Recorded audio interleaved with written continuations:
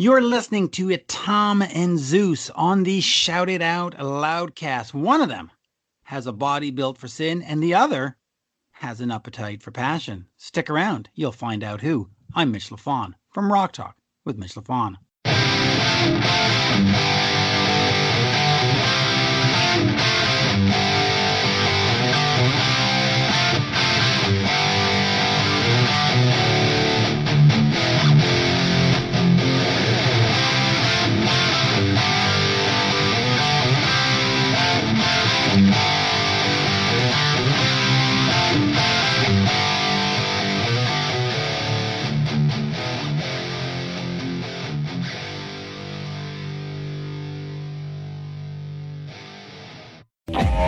Whoa! Hey, Beavis! Yeah. Check it out.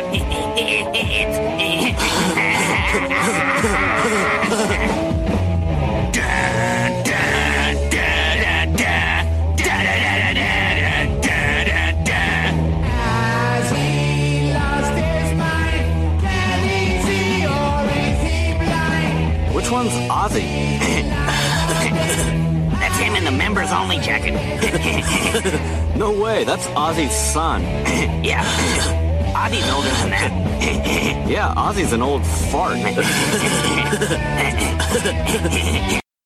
Greetings and salutations. Welcome to the Shout It Out Loudcast.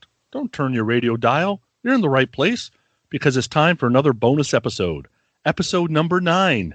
We are calling this one, We Are Crazy. I don't know what to do, but I can guarantee Ozzy doesn't have any viable solutions. Easy E, Tom, how are you? Oh man, I don't like that intro, Sonny, because you're already giving away some opinions. I'm nervous here, but thank you, Sonny. Zeus, what's up, my friend? Oh, you're forgetting. I'm apparently now Easy E. Easy Z. There you go. Because we started recording, Zeus and I were trading off NWA lyrics, so maybe that'll, like we said earlier, future bonus episode potentially. Yeah, we were doing a little dope man thing. Exactly. Right? Yep. So guys, nice to get the gang back together again. I know we don't ever have Sonny on, so yeah. it's kind of tough. Great to see you guys. I can't fucking wait to get into this episode. But before we do, we always go back to previous episodes. So first, we just did Bon Jovi's debut album. We probably will start with the polls. We did what favorite song, Tom? Yep. So it was Bon Jovi's debut, and the poll that we always do is the favorite or best song off of that. And the options were Roulette, Runaway, She Don't Know Me. I don't know how the fuck that was a finalist, and Breakout.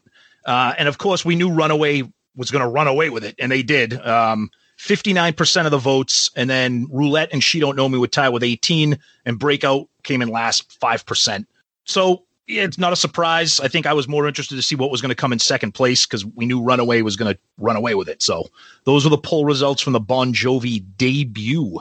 Yeah, a little bit of an interesting pick. I was happy with the album, and we got some feedback too that we're going to talk about to see what everybody else thought of it too. Yeah, Sonny, do you want to tell us what you got there for feedback? All right, so I got Facebook, Daniel Peoples. I can't promise another Hit Parader article on this one. I don't know much about it. I'll listen to the album a few more times before getting into the meat on this one. Maybe you'll get a Tiger Beat blurb. I don't get that one. Did you guys do something with Hit Parader? No, I don't know, but Tiger Beat. Last time Daniel wrote to us, it was like a thesis. Oh, okay. Is that what it he's is? saying, I'm not going to write a whole Hit Parader article on this. Oh, okay. I'll start by telling you Stephen Stacy is a liar. So I'll start by that. Holy shit, another great episode. Being 50, I'm biased. Coming from LPs and 8-tracks. If you're 50, dude, you don't come from 8-tracks. I only had one 8-track. I'm 50. So you ain't 50. You might be a little bit older than 50. Listening to full albums was a thing we did. This is one of those perfect albums, not because all the songs are, but every song creates perfect memories. Not to mention how every lyric comes back out no matter how much time has passed. You're hitting on all cylinders with perfect albums of the era. Pyromania, Slide It In are also on my list. I'll also throw Scorpions' Love It First Sting. Desert Island for me, baby. I dread that being a bonus pick. Next week. I'm Here on Shout It Out Loudcast. I'm terrified of that coming up. We're stinging. Yeah. Better than pegging. Well, here we go again. Dan O'Halloran says, Sonny Peggy Wood Pooney. Can we agree that Sonny gets us all a little ripe to peg someone? No. Or to peg someone close. Okay. I guess not just anyone, someone close. All right. Other Facebook, Jack Panacchio. I'm a big Bon Jovi fan, so this was a great insight for me. But hearing Sonny do the Adam and Eve commercial in Paul's voice, I wanted to peg my own ears. Nice. I got a special way I'm doing it today, just for you, Pinocchio. Great show, guys. I had a blast when the three of you were on. 11 out of 10. Ooh, okay. Nice, Jack. Charles Eaton, great job, guys. The Bon Jovi albums are always an enjoyable listen, even though the new stuff after their most recent invention. I guess he likes the country Bon Jovi. Their debut was, I felt, perfectly covered in the episode. John's hunger for making iconic music was very obvious. After all the success in the hungry years, they aren't as hungry anymore. They've enjoyed the main course of success for years, and now they're only interested in offering up the desserts as a matured and evolved complement to their early hard work. Wow. Is he a writer for Paul Stanley? Yeah, I was wondering, are we going to get like tiramisu from Paul from now on? Well, that is quite the analogy right there. I like it. I'll do something like that. Like we're the whole dessert. He had something like that. Fucking cheesy line. Fuck him and his food. We're talking desserts, and I'm a fat guy. Favorite dessert, Zeus. Oh, Jesus Christ. I don't really have anything that's favorite. I am thankful that I'm not a big dessert guy, because I'd be fucking the P2 fucking times 5 if I like desserts. Wow. Tommy, how about you? I'm a big sucker for carrot cake and Boston cream pie. Oh, really? All right, Yep. I will take this back. The only pie I will eat is a lemon meringue pie. That's it. I like that too. Ooh. All three of those are good for me. The carrot cake, I'll only eat the icing though. Yeah, but I do tiramisu. Like I was not a tiramisu fan, but my wife, it's her favorite dessert. And after I tasted it a couple times, I'm like, oh my God. And Tres Leches cake, like a good Tres Leches, is really good. Listen to this. In California, you can get some good stuff. So yeah, now those are great too, but I like a good old fashioned pair of ringdings. That sounds like an Adam and Eve thing. So I was just going to say that. Cut that out and edit it. Yeah. All right. So Podchaser, Aces High 779, very underrated album. I met him once. Seemed like a cool guy. I guess he met Bon Jovi once. Oh, cool. I dare you to do an album that was released in the last 10 years. I dare us to do an album in the last 20 years. It's probably not going to happen anytime soon. I stick to that. There's no good artists after the fucking 90s. That's oh boy, that is untrue. Serial Man 78. Is it Serial Man or Serial? I don't know. Well, how do you spell it, Sonny? Ceareal. Well, when you came up with the name for it, like, how did you spell it? Did you spell it correctly? Oh, come on. I'm like, what are you talking about? He got me on that one. His Podchaser burner account. Yeah, I'm reading my own burner account there. Wish I could give this one 7 stars. The bonus episodes are really, really, really good. Shouldn't that have 7 reallys then? But whatever. Steve 67. I guess this is me too. So love all the episodes of Tom and Zeus. No, that ain't me. And these bonus episodes are a welcome addition. Whether the album is a personal favorite or not doesn't matter. Opens up the ears to new and maybe previous disliked albums. Ooh, these guys are just the absolute best. Wow. Okay. All right. So we go over to Twitter, get some Twitter stuff here. And we start off with probably my favorite comment in all the Twitter. And this comes from Darren71, also known as Dracula Lizard. And he posts a picture of John Bon Jovi. Recent John Bon Jovi. A recent picture of John Bon Jovi. and it says, "Happy 61st birthday to Jamie Lee Curtis." Wow. That's rough, dude. I'm sorry. That just making me cry. That's It's an just insult to making- Jamie Lee Curtis, to be honest. It's just making me cry laughing because it fucking looks just like her. But anyways, then our friend Sean DeHaan. Before I even listened to the episode, this is a fantastic album that has aged quite well. Some of their best and strongest material. Saw them on tour supporting this album opening for Scorpions. Oh, another Scorpions reference. They killed it. Let's see. Force of Nature. It's one of their best albums, if not their best. Certainly the most consistent. All the tracks are great. Ooh, okay. Our good buddy Steve. I think this album sometimes unfairly gets forgotten because of Slippery When Wet in New Jersey. The great album with no duff tracks on it. Maybe that must be a British word. I saw them on this tour when they supported Kiss. A shame that after they became huge, they ignored it. Stanley Lives For You. Bon Jovi was complete shit until Slippery When Wet. Good last two albums and then complete shit again. Nobody will agree, but it be. Murph, our buddy Murph, gives us a thumbs up. Donna Chang is sexy. Easily the best bonus episode so far. The pegging conversation alone is worth it. Hashtag PPP Pandemic Paul pegged. Andy from Twitter. Their best album? ? Could be. Twisted Kister says, "Dang, Zeus, Buffy and the Terror mentions," and then he gives us a little. Then he gives us a little Fonzie gif saying, "I can dig it." Save Rock and Metal. The episode was absolute hilarity. I love the bonus episodes. Uncle Paulie says, "Dude, you're gonna give Tommy a heart attack with these rankings." Our buddy Deuce. All the same, pop metal, catchy choruses, decent lyrics. In my opinion, nothing here makes me love this album. Not bad, not great, just meh. Ooh, that's Sonny's word, meh. I know. So I stole it from Steven. So that's our that's our Twitter feedback. What do you got, Zeus? Anything? Yeah, I've got emails. Okay. Teddy Barnes, Bon fucking Jovi. I was ready to bust all your balls, but then I heard the episode and loved it. Great breakdown. Mine rankings were completely different than all of you. You guys need a new commercial. I'm sick of making Adam and Eve crapola purchases. Don't say that. Bill Sharp, Bon Jovi debut LP. Here's my ranking of the first Bon Jovi LP. I will note that the keyboards on Breakout remind me of something you might hear on the Flash Gordon soundtrack, which is right. Oh yeah, that's right. Another sci-fi movie of the era. And then Bill gives us his rankings. He has "She Don't Know Me" #1, Tom. That's a fireable offense. Yeah.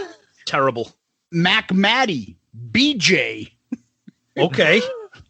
The Bon Jovi episode was stupid good. Stupid, crazy fresh. Bam!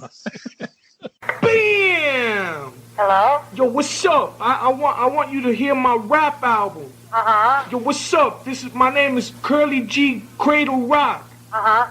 Yo, I got some good music. I want to come down there. Yo, bam! I want you to play that. Man, I hate these Boston fans. Stupid Boston fans. Yeah, move on. Drop that in there. I would have to find that. Do you know how hard it is to find that clip? That's true. That's a real inside joke. Go ahead, explain it. No, that was like in the 90s when Mo Vaughn, they were was it after his yeah. Do you remember Mo Vaughn, Sonny, for the Red Sox? Yeah, lefty, big boy. He had a Prince Fielder type body. Yeah. MVP. Yeah, the guy was a god around here. So he was getting like the usual shit before Boston won championship. It was like the whole Rick Pitino snapping and like, and all this negativity that's in this town sucks. Everything's negative and move on. Like the media was all over any athletes in Boston. So he eventually left and went to Los Angeles, the Angels. Right before he left, they were asking him questions and stuff. And then Mo Vaughn went off. What did he say? He just goes, dumb, stupid Boston fan. They're stupid. But that's before he flipped his truck on the highway driving home from the Foxy Lady one night. In Providence, Rhode Island. That's right. Many bachelor parties there. Yeah. We'll see that maybe that could be a bonus episode. Yeah. Our fucking Foxy Lady trips. Ooh. Anyways, did I even read his fucking email? I'm sorry, I jumped in on you there. Go ahead. The Bon Jovi episode was stupid good. Loved Paul doing part of the ad. Zeus rankings were most on point. Then we get Sean DeHaan's email.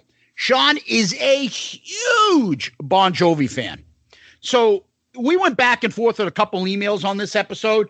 So I don't want to read this all because you want to talk. This isn't Hit Parader. This is War and Peace. This fucking email. And I fucking loved it. I went back and forth with them, but I'm sure the listeners don't really want to hear it. I'll just paraphrase some of this. Love the episode. Like you, Zeus, I was in on this very early. Pretty happy somebody out there enjoys this as much as I do. In fact, it's my favorite Bon Jovi album. You always remember your first time, right? So, and then he, goes down and breaks down different eras of Bon Jovi, the fucking tracks. I'm telling you, I took screenshots of this. It's like 7 screenshots. It was awesome. It was a great conversation. I love it. And so if you guys do that on this album or any other previous album you guys want to discuss, feel free to do that because we do get back to you, especially on people, episodes that we personally love. So We'll see how this one goes. So anyways, that was the feedback from Bon Jovi's episode.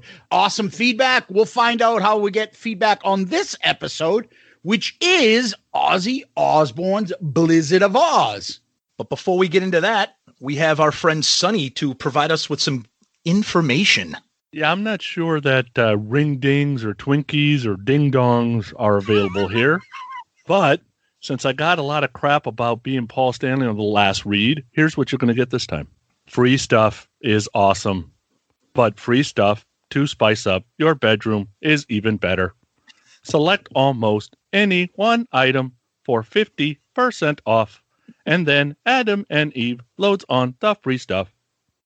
Enter promo code Loudcast at checkout and get 10 tantalizing free gifts. A sexy item for him, a special gift for her, and a third item you will both enjoy. And 6 free spicy movies, plus free shipping. Thanks. That's promo code Loudcast at AdamandEve.com. Computer messed up. Sorry. You happy now? I'm happy. That was wonderful. That was wonderful. I know. Or I'm off on a fucking inside joke thing. It sounds like more games in first place, more days in first place, more days in first place. Yep. Boston Red Sox. That's inside sports radio shit. Yep. Yep. Go ahead, buddy. So anyway, let's talk about this album. Usually what we do is we like to begin with our first experience with the album. So let's start off with Sonny. Sonny, Blizzard of Ozz, your first experience. Yeah, my guess is this first experience is probably going to be shared with a bunch of people, and that is my first experience of Blizzard is Tribute. So I come into Ozzy in 87 because Crazy Train's all over MTV. And so Tribute was probably one of the first live albums I ever bought. Live After Death was probably first, but this was one of the first I bought. And it's still, to this day, my favorite Ozzy album overall, right? Including the studio albums. And all of Blizzard is on the album. All of Blizzard is played on the album. So then going back and actually getting Blizzard, I'm like, okay, well, all these songs got slower. Like, what the hell happened? Same thing happened to me listening to Animalize Live Uncensored, listening to Kiss Alive, and then going back to like Hotter Than Hell and Kiss going, how are the songs getting slower? Like, what the hell is going on, right? I would say that the tribute versions are my favorites of all these songs. There's not a single song that I like better the studio version than I do Tribute. That being said, that actually got me into this album and got me listening to more Ozzy, right? Unbelievable idea to, in the middle of the Guitar Hero generation, and I mean Guitar Heroes being played on MTV, not Guitar Hero, the video game, and then you throw into a kid like me, hey, don't forget this guy that passed away early. He was a guitar god too, and then get you interested. So it was a brilliant move, because otherwise I never know who Randy Rhodes is. I wouldn't care 2 cents. I wouldn't care at all. But Crazy Train did it all. That's for me. Yeah, for me, I have very vivid memories of this album, starting with Crazy Train. So I've said this before in a lot of these bonus episodes. I have a sister who's 4 years older than me, and we grew up. I was 7, 8 years old, right at the birth of MTV, and we were watching MTV obsessively. And also in the area, in the Boston area, Zeus, you know this, and people from New England, hopefully they remember too. Boston's an awesome area for hard rock and metal radio stations. And one of the greatest stations in the area was 94.5 WCOZ. Long gone. Long afterwards, it got taken over by hip hop, right? Correct. Before it got taken over by hip hop. Yep. One of the great channels of all time. And they played, and when I was a little kid, I can't imagine a 7 or 8 year old kid doing this now, but I used to listen to the radio all the time. And I watched MTV all the time, and I was just obsessed with music because I had already started my love of Kiss a few years earlier. So I remember hearing Crazy Train on the radio, and I was like, and just that intro, we'll get into it when we do the track by track. But so, and this was also the era of record stores, and I would go with my mom or my dad and my sister, and we would go and look at the album covers, the age of album covers.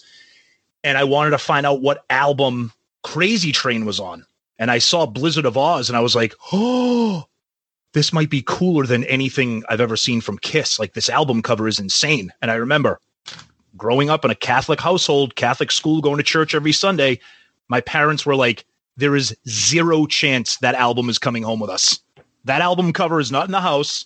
And that continued. I wanted Diary of a Madman. I wanted Speak of the Devil. All those albums I loved. So very, very vivid memories of the album cover, that era of Ozzy, Crazy Train. I did kind of drift away from the solo Ozzy career a lot after Diary of a Madman, because then other bands started taking over and Ozzy kind of fell by the wayside and he changed his sound a little bit. But this and Diary are albums that I come back to often. Yeah. For me, it's the same old story as I told in our first introductory episode.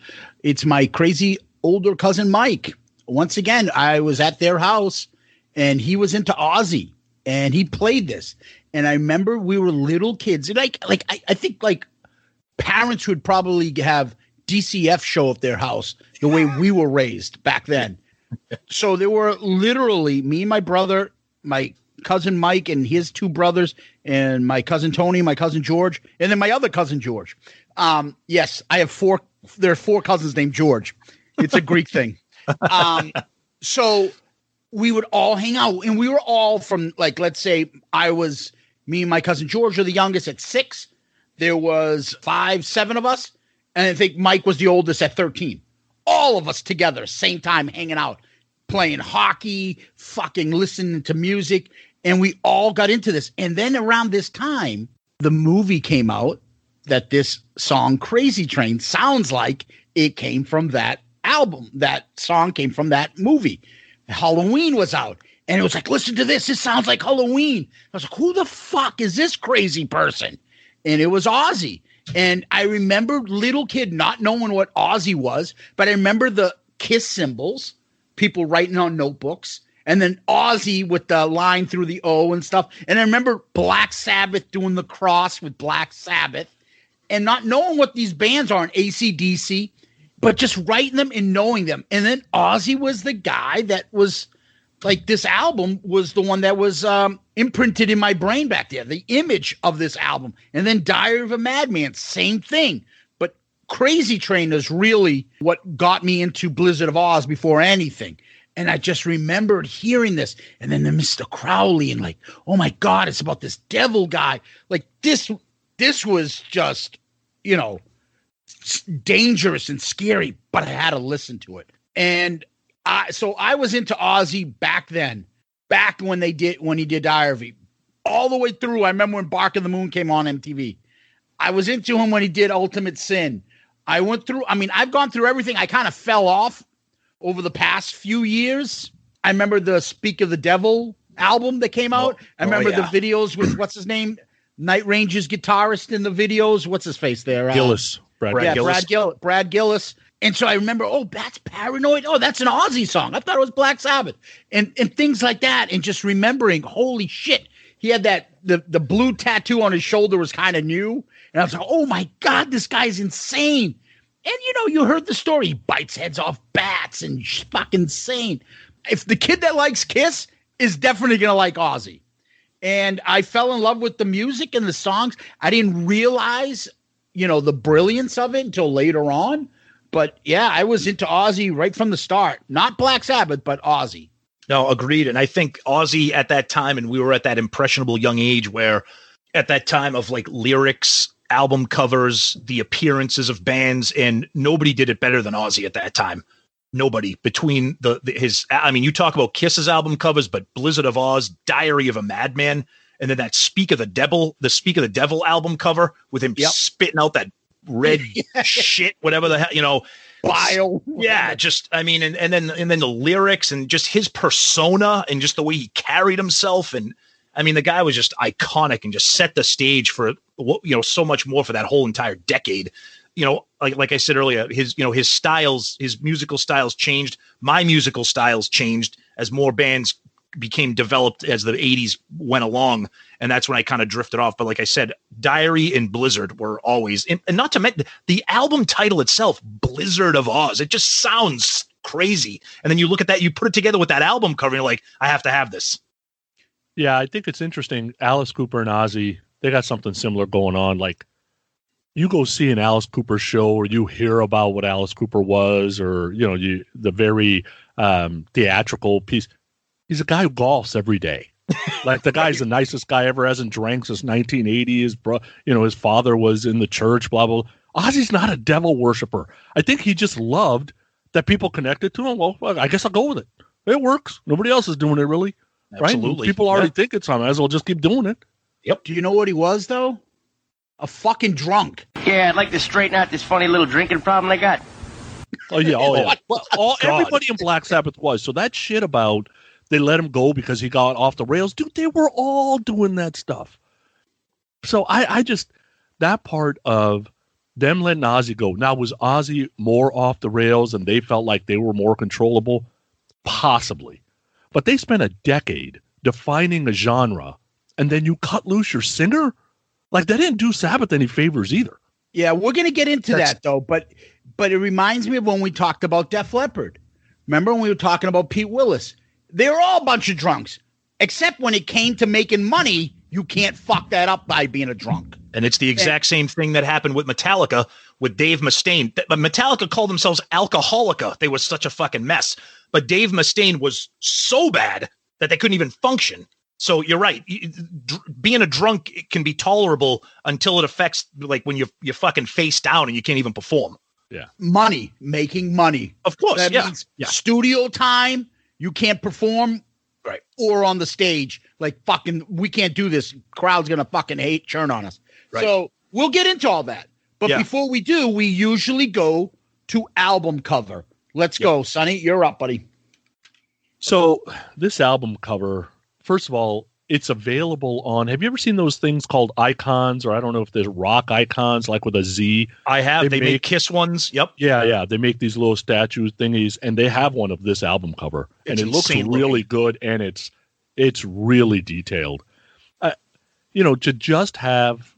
To hear the stories about that the band was supposed to be called the Blizzard of Ozz, but then to just have Ozzy on the cover, right? I think everybody knew which way it was headed. I'm not sure everybody was communicated to which way it was headed, but this is for a kid getting into metal and wanting to be a rebel and wanting to piss their parents off and become somewhat of a devil worshiper. This album is covered. It's got, the colors pop. Like, there's something about this album cover that makes me feel evil. Is that weird? Nope. It's exactly right. It's exactly right. And again, this album came out when I was 7. Okay. When I was 7, I was in the friggin' first grade at St. Joseph's School in Medford. And at that time, the only place I ever saw a cross was in the church or in the classroom. So that you look at Blizzard of Ozz, and there's a guy in this foggy attic which looks like maybe like the bell tower of a church or whatever.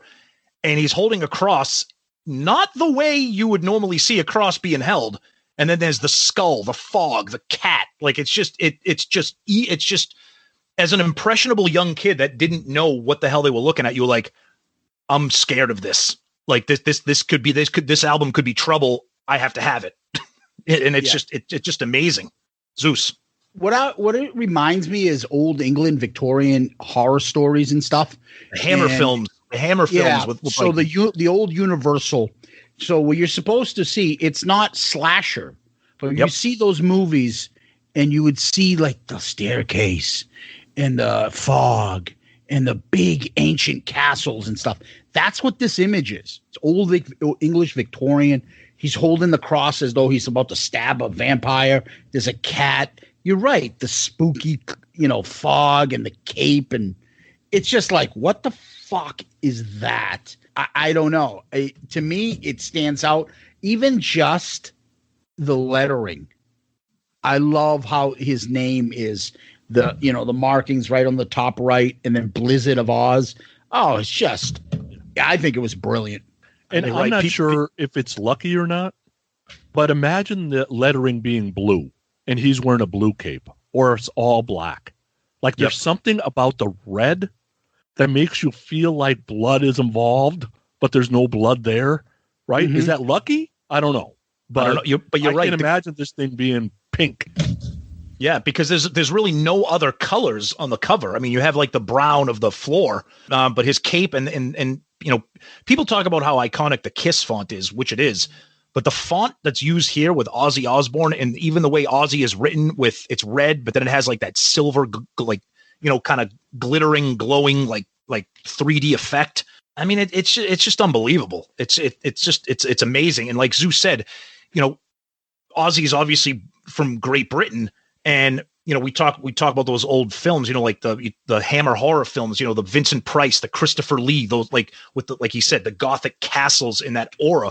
We'll get into it because there's a song on this album that really brings that imagery to life. But yeah, it's just a classic album cover. Yeah, and then you got, different pictures of the band inside.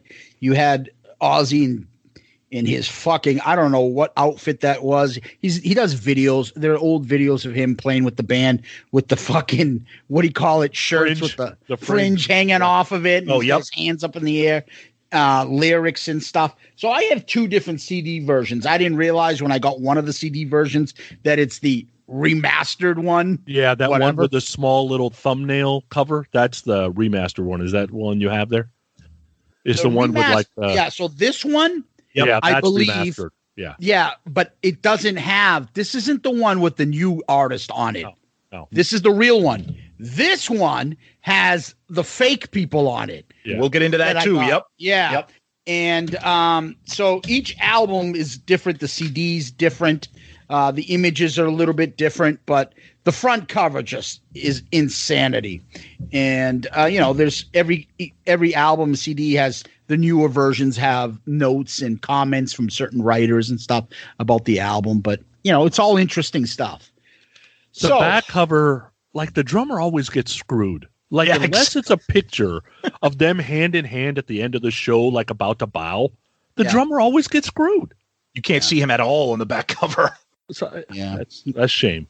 Yeah, I mean, you see Ozzy. He's got his arms up with the fringe, but even the rest of the band. I mean, you can't see the drummer at all. But even the rest of the band is like, I mean, you can kind of see you can kind of see Randy and his guitar, but everybody else is just kind of like faded out a little bit. Even the lights, but it's still cool. It's like a live shot, still cool. Yeah. So let's get into how this basically came about. I think what we should do is just give some of the facts of the album, and then we'll get into the backstory. Okay. Yeah. So the album was released September 20th, 1980 in the UK. In the States, March 27th, 1981. Rolling Stone has it number 9 of their top 100 metal albums, but it's Rolling Stone, so who gives a fuck about them?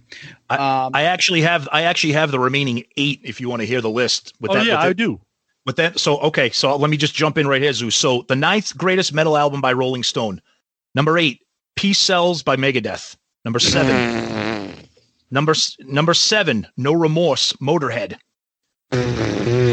Number 6, Rain and Blood, Slayer. Number 5, self-titled Black Sabbath.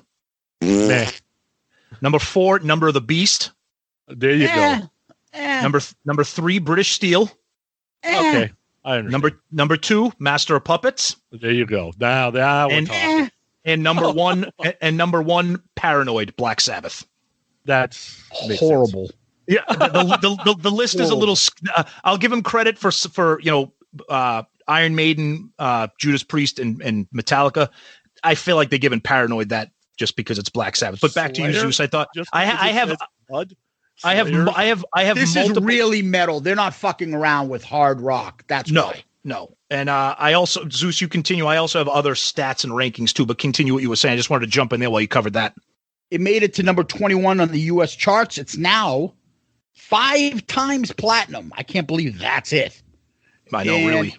So originally they had some guy named Chris Sangarides, a fellow Grecian, and then they booted him across the barn and ends up with Max Norman, uncredited, who was the studio engineer, and end up producing the rest of Ozzy's albums up into, I think, Ultimate Sin.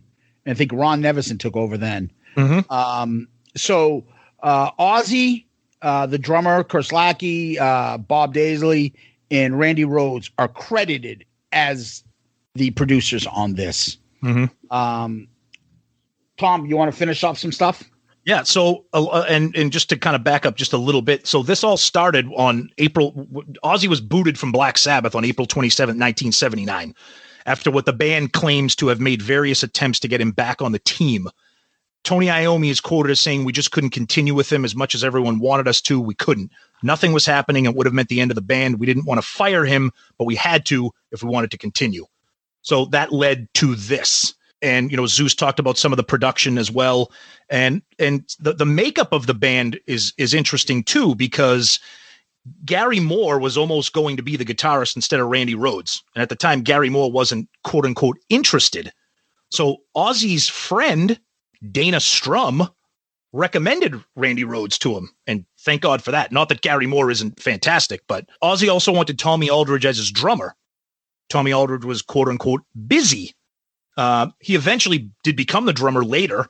And he also did drumming with Gary Moore. So once again, a lot of these bands kind of have that family, those kind of family values. Everybody likes each other. Everybody plays together. Zeus talked about how this album was the 9th greatest metal album by Rolling Stone. It's also regarded as the 13th greatest guitar album by Guitar World. And I'll quickly go down that list because we love lists. Number 12, Injustice for All. Number 11, Cowboys from Hell. Number 10, Revolver by the Beatles. Number 9, Physical Graffiti. Number 8, Nevermind. Nevermind is ranked higher than Physical Graffiti. That's okay. Number 7, Van Halen Debut.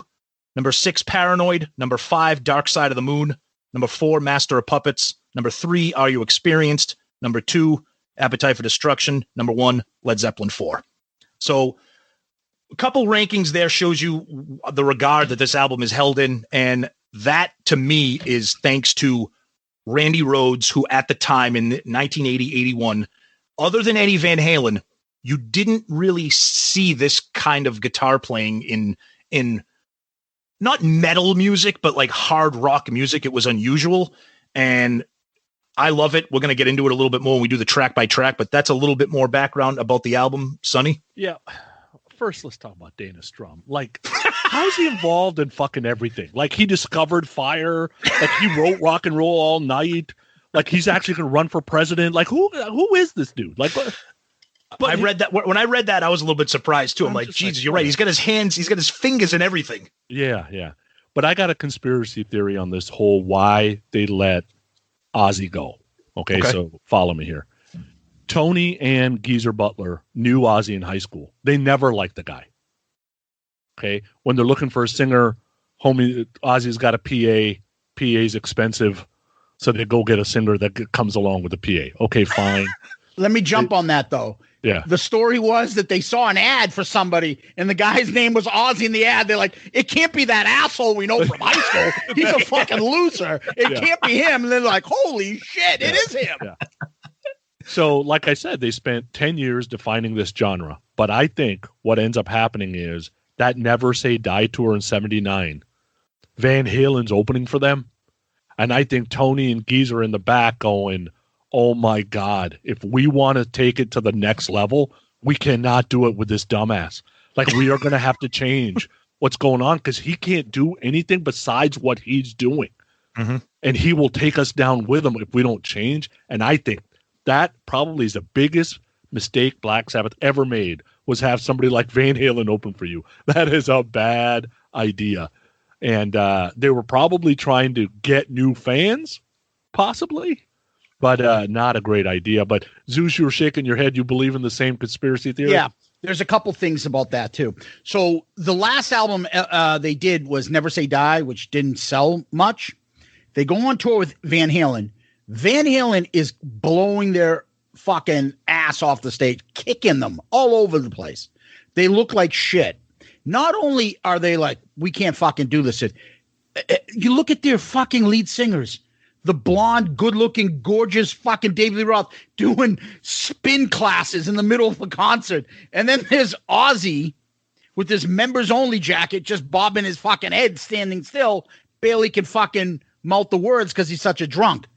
However, not only does Black Sabbath see the lighting, I think Sharon Alden back then, yep, and Ozzy see the thing when they look over and they see Eddie Van Halen stealing everything. This good-looking, young, flashy fucking guitarist. And I'll get into that, but I think that's why fucking Randy Rhodes, all of a sudden they're like, who the fuck is this guy? So the story was that Dana sends him over.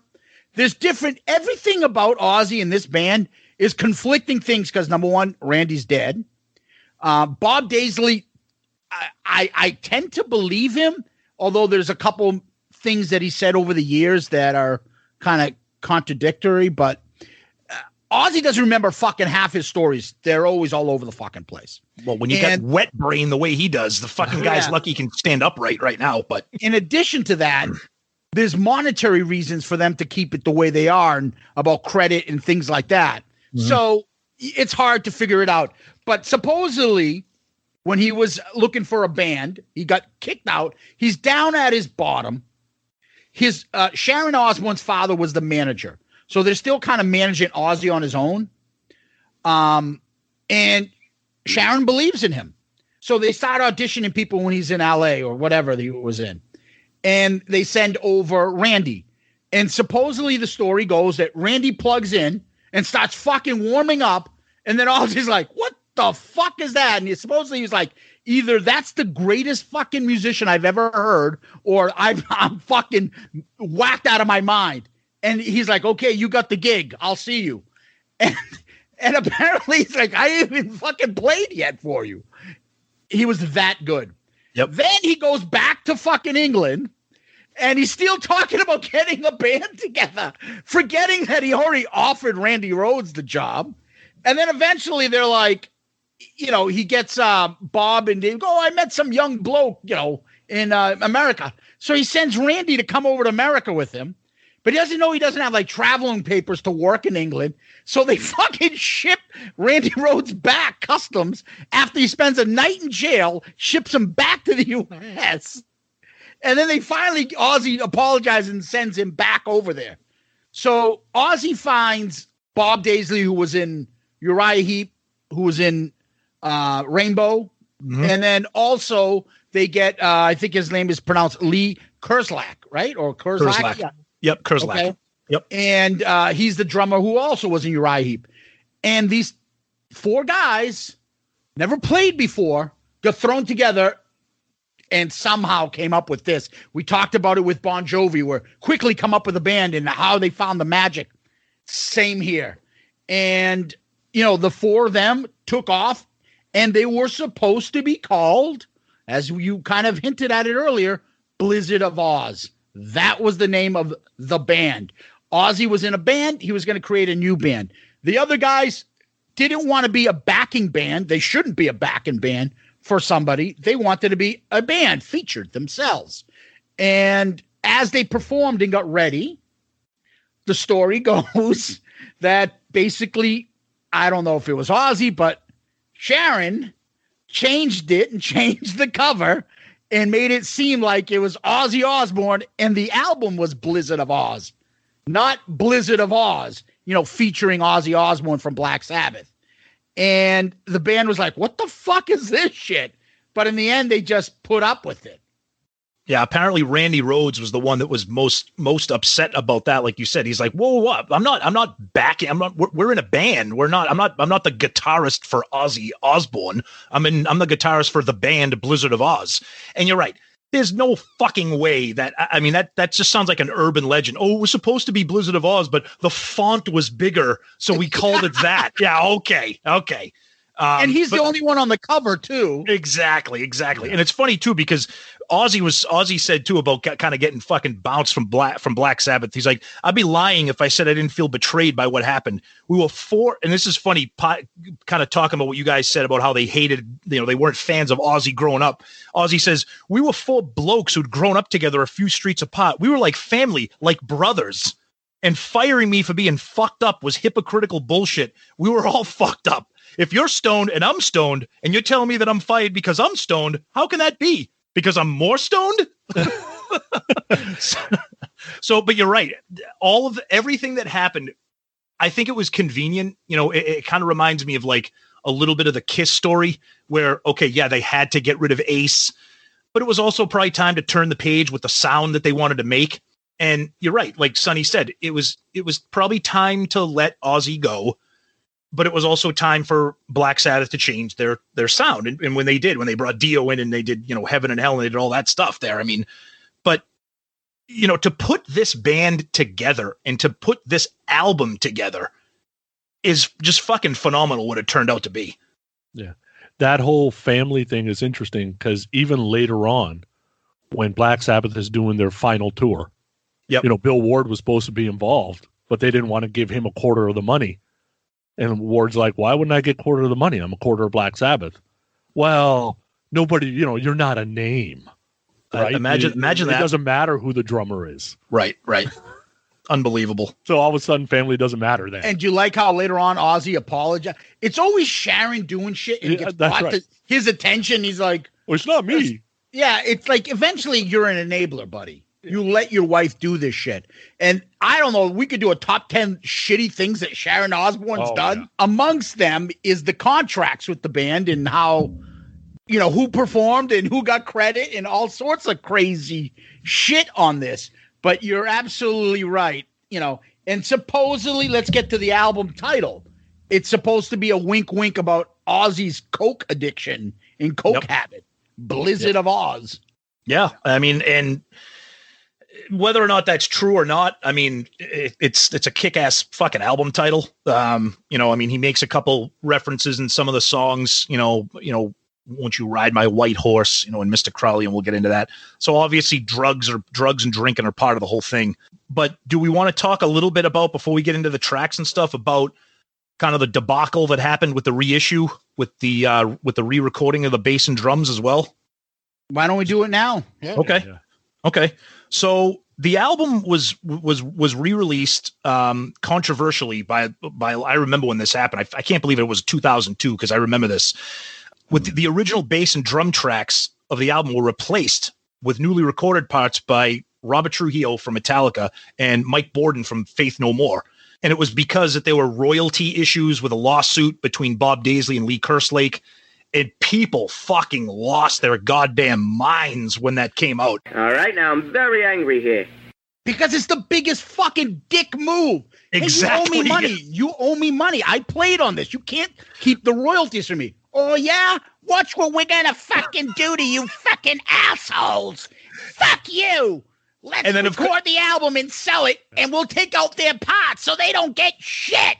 Yeah, and then, of course, there's a controversy about who's behind that. Is it Sharon Yoko Ono Osbourne, or was it Ozzy? I don't know, Sonny. Yeah. And this move later on, like today, it's happening now where bands will go in 7 to 10 years after they release something, re-record it so they can get out of the shitty deal they had with the record company, and they can still sell the new song to a movie and rake the benefits because they got to make money somehow, right? But this whole thing about like who wrote the songs, there's rumors. Honestly, he doesn't even play an instrument. How the hell is he writing songs? There's not rumors. It's true. He doesn't know any music. He had no, I mean, listened for this episode. I knew enough about Ozzy, but I listened, I researched, I watched videos, I saw interviews, I've read everything. Ozzy doesn't play fucking music. What he does do is he can sing, very underrated singer, and he knows how to hum melodies, and he scats melodies, and he can do some of that. He didn't come up with shit. Bob Daisley should be considered like the fucking one of the great rock minds of all time, because all this shit is his and Randy Rhodes. The two of Ozzy, Randy had the fucking music and the riffs. Bob had some other shit to come in, and he wrote the music around it, and he gave it to Ozzy. Hey, sing this. And Ozzy knew how to sing melodies and things like that, and he did a great job with it.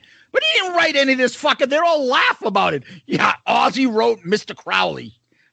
So the funny story about that, let me just finish the one thing, is you sent me over the album clash, Jericho's Diary of a Madman versus, he did album clash Diary of a Madman versus Blizzard of Ozz. And he tells the story how he talked with Zakk Wylde, and Ozzy goes into Zakk Wylde's place or something and sees a poster of Hendrix and Aleister Crowley on the wall. And he's like, whoa, yeah, I see you got Hendrix. Who's the other bloke? He's like, that's Aleister Crowley. He's like, oh, that's what he looks like. Like, you fucking have no idea. And Ozzy's like you said, he's got no background in anything. He can't play an instrument. He has no music theory or background or education. He's a guy who just landed at the right spot at the right time and had a unique rock and heavy metal voice. So in other words, he's like Peter Criss, but without the drumming up to 79. Yeah, now you said it. Now, if you're going to use the marketing techniques, which makes sense to me because Ozzy was the name, right? It's like, okay, look, you're going to be a part of this band. We're going to name it Ozzy Osbourne because otherwise it's not going to sell 2 nickels, right? Because everybody knows Ozzy. And guys, I got to be honest with you. Ozzy is taking half of the publishing of anything you write. I just want to let you know that right out of the gate, because you couldn't sell it, because if this says Daisley of Oz, nobody gives a shit, right? So, or Oz Daisley, or ooh, I'm Bob Daisley, or whatever, right? Blizzard of Curse Lake. Yeah. Osbourne, Daisley, and Rhodes. Yeah. Like fucking just be honest about it and put it in the contract right out of the gate. And when people ask you about it, be honest about it, because you are the name. Who cares? Yeah. And then after all the hullabaloo, 2011, it was re-released with all the original tracking in there. And they did like this 30th anniversary deluxe edition that included both Blizzard of Ozz and Diary of a Madman, because they pretty much came out at the same time back when bands were releasing albums right around there. I mean, just as a side note, because I'm a vinyl geek and I know Sonny is a little bit too, I went on eBay to try to take a look at that thing. Holy fuck, what a missed opportunity. What a collector's item that thing is now. Unbelievable. But yeah, I mean, it just real quick to sum it up. I mean, just to where Ozzy was when he got booted from Black Sabbath and where he landed with this, with Randy Rhodes, is it's a fucking amazing story. I was saying, there's the videos. There's a couple great YouTube clips that you can see of Ozzy playing with Randy. It's Rudy Sarzo now and Tommy Aldridge playing a few of his songs. I Don't Know, Mr. Crowley, and Crazy Train. Those live footage of that is insane. Mm-hmm. At one point when they play Mr. Crowley towards the end, watch the video. Ozzy looks over and he's like fucking, like he's Ozzy, the Prince of Darkness, got the biggest smile on his face. Yes. It's when the band is rocking out at the end, that outro where Randy's just going insane. And it's almost like he's like, fucking take that. Fuck you, Black Sabbath. Like, look at what I got. Look at the riches I fucking landed. Look at this band. Like, that has nothing to do with them. Like, you could just leave for the rest of the night and let that band go. You're not doing shit. And he's just smiling and being like, holy fuck, my band kicks ass. And yeah, he landed in it. And I know she sucks, but you gotta hand it. She's the woman Gene Simmons. Absolutely. Osbourne. Yep. Ruthless, but fucking genius when it comes to music. She took Ozzy, made his name, got him out of despair. He was like fucking probably on a death wish, suicidal fucking nothing. She got him up. He was still married at the time. She was his friend originally and manager, and got him back and helped him put this band and this album together. And look where he is now. I've seen that video that you're referring to. You're right. Ozzy, for a minute, he becomes like a fanboy. He's like, holy, look at this. This is my band. These guys are fucking kicking ass right now. And you're right. And I was joking when I called Sharon Osbourne Yoko Ono, just because her hands are in the thing. But you're right. Without Yoko Ono destroyed the Beatles, but Sharon Osbourne made Ozzy. Yeah, exactly. You have to acknowledge her as a key element in Ozzy's career as well. Sonny. So, yeah, this doesn't happen without Sharon. Right. There had to be times in the early 80s that Tony and Geezer are sitting on the couch going, fuck. Right, like that's all you can do is like, oh my God, where'd they get this guitar player? Who the hell is this? But do you think though, when you look at some of these songs on Blizzard of Ozz and you look at the type of songs that they're hard rock, borderline metal with a lot of melody to them. Okay, and we'll get into the details when we do track by track. I don't know if Black Sabbath could have made this album. No way. Right. No way. Some of it. Right. I don't think they could have done a lot of it. Maybe the themes, but the like songs, Mr. Crowley and shit like that. I don't know. Like we'll talk about it, but like Suicide, it's basically a Black Sabbath song. Like there's some. And the thing too about this album too with Blizzard of Ozz, and kind of for the people out there that play guitar, like Blizzard of Ozz, I if I recall correctly, the entire album is standard tuning with Randy, which is unusual for a hard rock metal album. Most of the time, the guitars are tuned down a step or a half step, or even all the way down to what they refer to as like drop D tuning, which is what a lot of what Tony Iommi and Sabbath did, which is why it sounded so heavy and like miserable. There's a lot of stuff on this album, and because of that standard tuning, it gives you almost like a very melodic hard rock, sometimes pop sensibility, and we'll get into that a little bit. But so I wonder if Tony Iommi, of course, the guy could have done anything, but you wonder if Black Sabbath could have made this record. I don't know. I'm sure they could have, but it just wouldn't have sounded like a Sabbath record. Yeah, I think it depends on who's bringing it, because Randy had zero flexibility in Quiet Riot, and Ozzy had no flexibility in Black Sabbath. So maybe it's in them to suggest it and possibly try it. But the problem is that the situation they're in, nobody's listening anyway. Right. So what's the difference? I got to get the hell away from this. But what's interesting is in the end, you fast forward, and if Randy lives, Randy was already mumbling about leaving before he died because he thought Ozzy was too dark. Good Lord, what did you think Black Sabbath was? You know what I mean? So I think Ozzy was trying to hold on a little bit to the Black Sabbath thing too. And I think Randy was feeling that a little bit. Like, if I want to go a little bit classical route, and maybe Randy ends up being a more less technical Yngwie Malmsteen into the mid 80s to late 80s, possibly. I'm not sure he goes along with Ozzy doing that. You mean like a good musician? Like I can listen to their songs? Yngwie has some good shit, dude.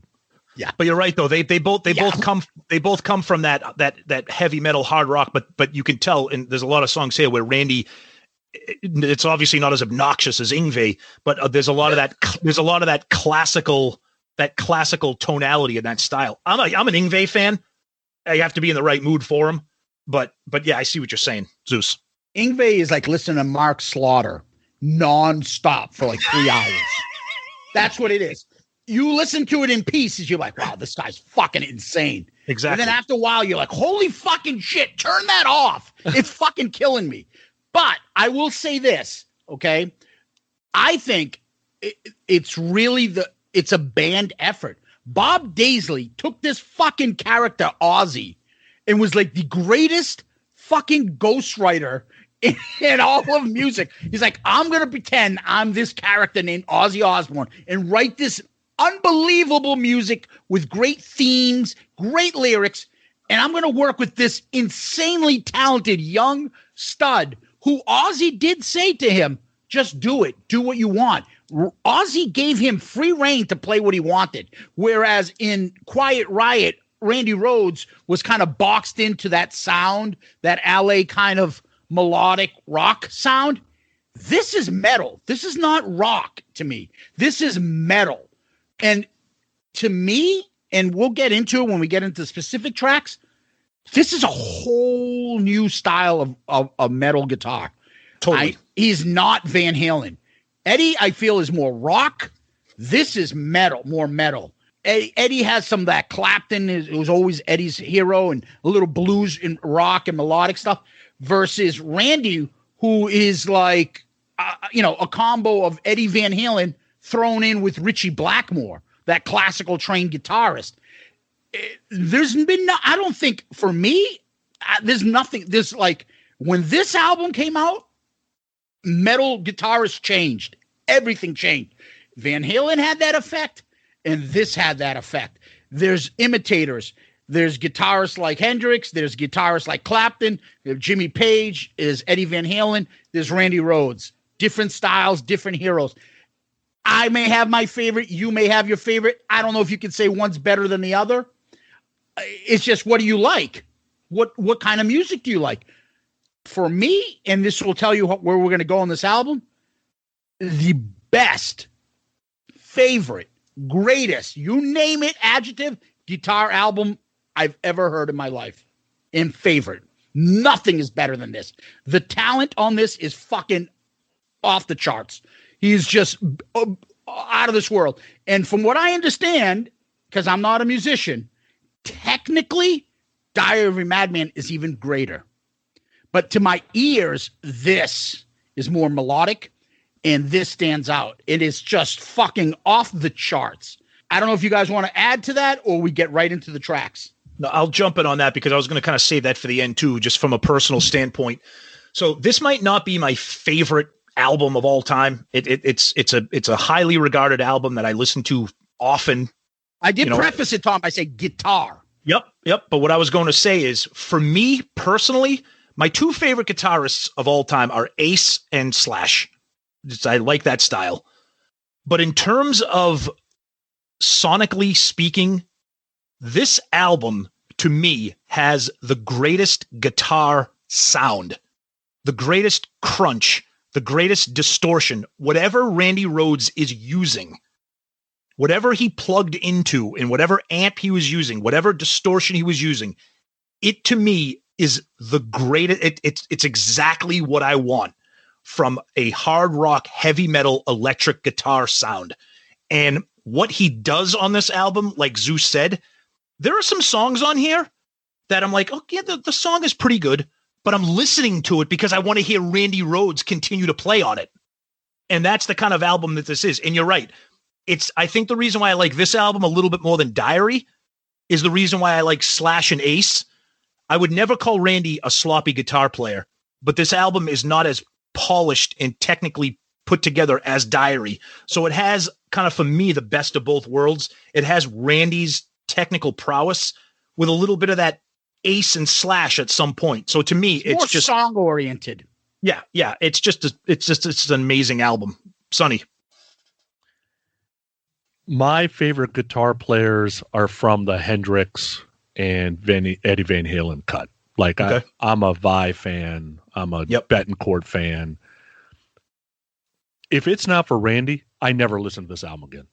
Ozzy is okay as a vocalist, but you want to talk about Mark Slaughter getting to you. Dude, Ozzy can get to you fucking bad but quick.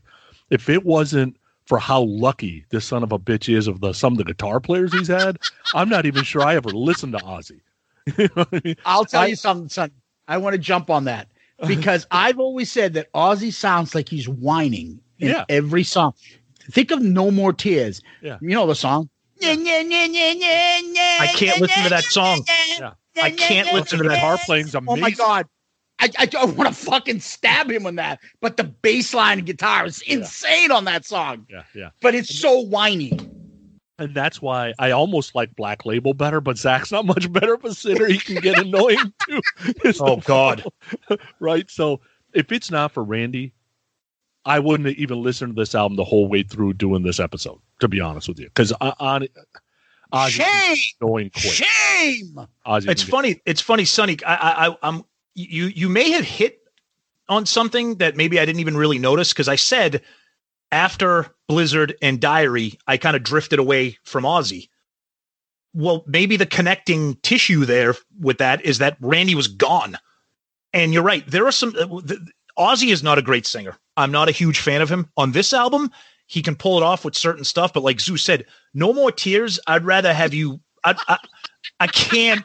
Like Scorpions or No More Tears? Love at First Sting or No More Tears? Oh God, man, we'll cover that at a different time. But you're right. Ozzy was just he was just gifted to be in this band, and Randy carries these albums. He does have a great vocal melody. He's got a way to pick up a song. His voice, he can keep that voice. Yeah. He's had it for like, I don't know, 50, 60 years. He does do it. It just, it can get on you after a while. But I will take a different step on this. Jakey Lee helped Ozzy in the other 2 years, because Jakey Lee still Bob Daisley was still there. He came back to do, like, talk about like the no offense, but the battered wife syndrome keeps fucking coming back to dealing with Ozzy and Sharon. Daisley come back, and there's some great songs on Bark at the Moon and Ultimate Sin. I love them, and it's Jakey Lee. And like he said, Jake can come in and is an unbelievable guitarist too. And he's just got lucky with that stuff, and he found his niche. It's Ozzy, the Prince of Darkness image, and a fucking insanely talented young hotshot guitarist. And that's the thing. And he'll do something crazy in image, and everyone loves Ozzy. How can you not love him? You mean like how David Lee Roth got lucky jumping into Van Halen? Yeah, but David Lee Roth I know. At least could fucking perform, was an entertainer, was the fucking good looking long blonde haired fucking acrobat, Right. True. You have a problem with the V-neck ruffled or the tassels, a fringy kind of with the Ozzy written on his. As you can hear in the opening thing, that's him with the members only jacket. Yeah, if you're wearing a shirt that has your own name in studs across the front of it, like in some of those videos that we see. Yeah, that Aunt Sally made in the back room with a fucking stitching in her knits. Yep, yeah, exactly. That's about it. Yep. But anyway, we could do this for days. Let's get into the tracks. Let's do it. Let's open up with this one. Okay, so I don't know. I love the breakdown. I think it creates this dynamic, which I think is really cool. The overall production, this whole album, like for 1980s, pretty good, because that guitar tone is unbelievably crunchy good. Like if they were trying to say to Tony Iommi, "Who the fuck are you?" out of the first song, man, did they do it, because there's no doubt. And, we kind of talked about it. Ozzy hit the jackpot with Randy, luckiest guy in the world. He's had this great career with these incredible guitarists. He's going to outlive the cockroaches. Even Corona's not going to get him. Like the guys, I don't know how lucky you can be, but this, I don't know if you could pick a more perfect first album song with the incredible guitar riff. I don't know if you could do it any better. Yeah, it's one of the all-time great opening tracks on a metal album. And it's funny too, because you've heard the song so many times, but whenever we do these album reviews, you kind of listen to it differently. You put your earbuds in, you go for a run or whatever you're doing, and you forget about kind of like those little effects. The first 10 seconds of the song, you're like, oh, how come the song's not playing? You hear that when you have your headphones on, you hear that, and then all of a sudden, and I've said it before, it seems like every album that we do in these bonus episodes has one. Randy Rhodes just introduces you to this album with that pick slide, the gong, and then a riff that just breaks your friggin' ribs apart, and it just doesn't let you go. And then you have that little breakdown, like Sonny said, that little bass, the little breakdown, and then it picks back up. And one of the coolest things I love about like the 80s is when the lead singer kind of like introduces or like cheers on the guitar solo. So all of a sudden you hear Ozzy go, he's you hear everything and he goes, go, and all of a sudden Randy just takes over, and it's like, oh, This fucking song is insane. What a way to start an album. Tommy took the words out of my mouth. So first, I must state this fact, and credited on this album, all songs written by Ozzy Osbourne, Randy Rhodes, and Bob Daisley. That's who's credited on this album. Yep. Except for No Bone Movies has the drummer Lee Kerslake on that song. Everything else that's who's credited. Story goes, everything's written by Bob Daisley, basically. Okay. So I don't want to keep repeating that every time, but usually I would tell who writes the song when it came to me. I don't know. You both hit the nails on the head. A bunch of great parts. You guys said the pick slide, the guitar style, but the big thing for me is the gong, and then boom, they hit you. They come in with this. You're exactly right. Right then and there, like it's almost like a big middle finger to Black Sabbath. Fuck you. Look at this. Yep. They must have put this on. It's like, okay, let's hear the new album. And like, holy shit. Yep. Right? It's almost like there famous stories of this, like NWA all of a sudden listen to Ice Cube's first shit when he comes out. And like, oh, fuck. Yep. It's true. I think the wrong guy left. And so I can't say enough about this.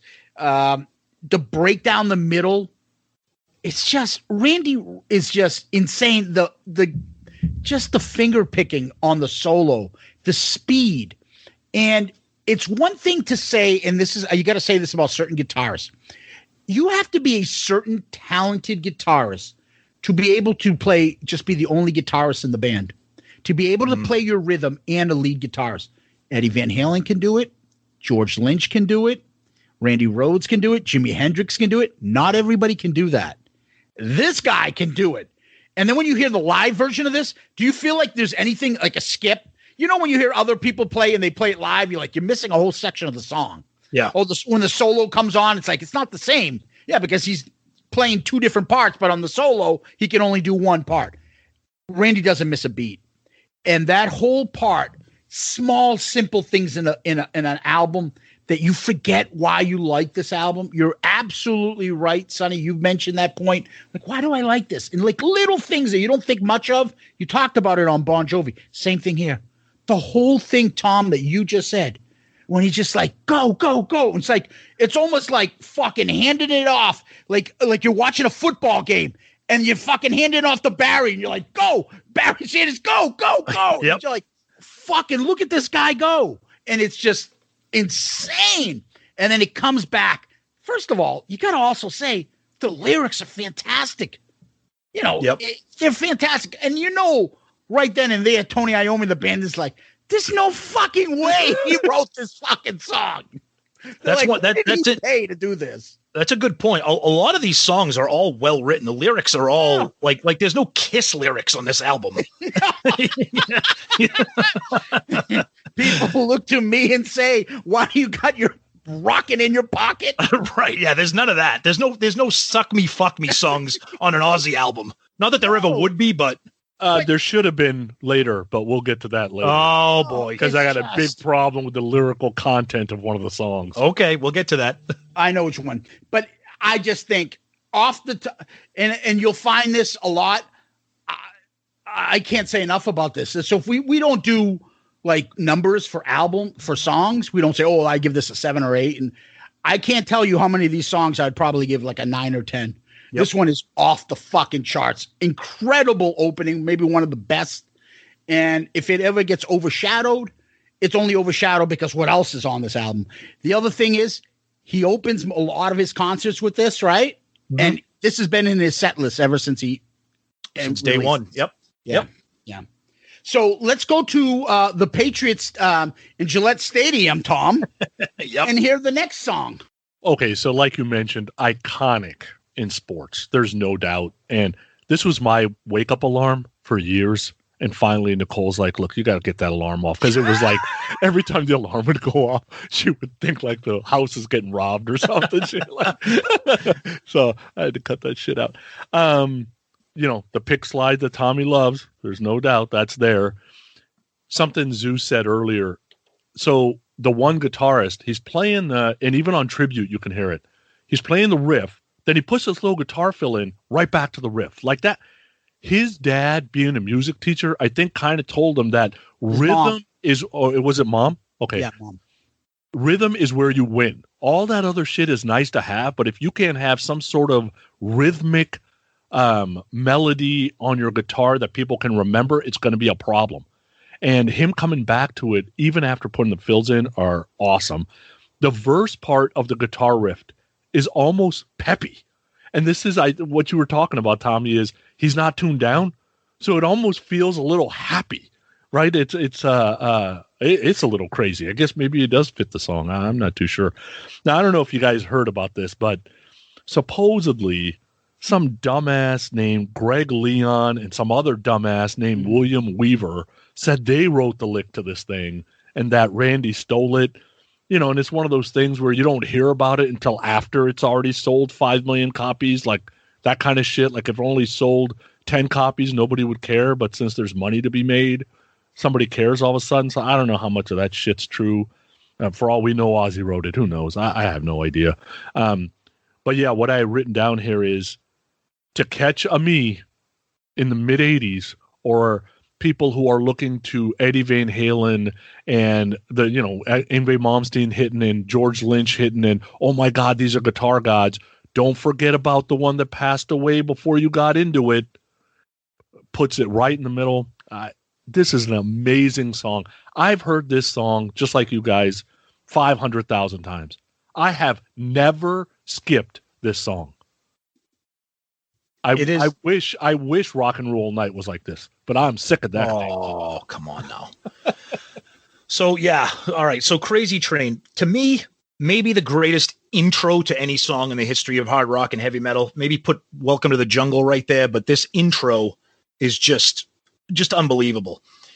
And the song is almost perfect, but the one problem I have with the song is what we've talked about a little bit before, and Sonny talked about it.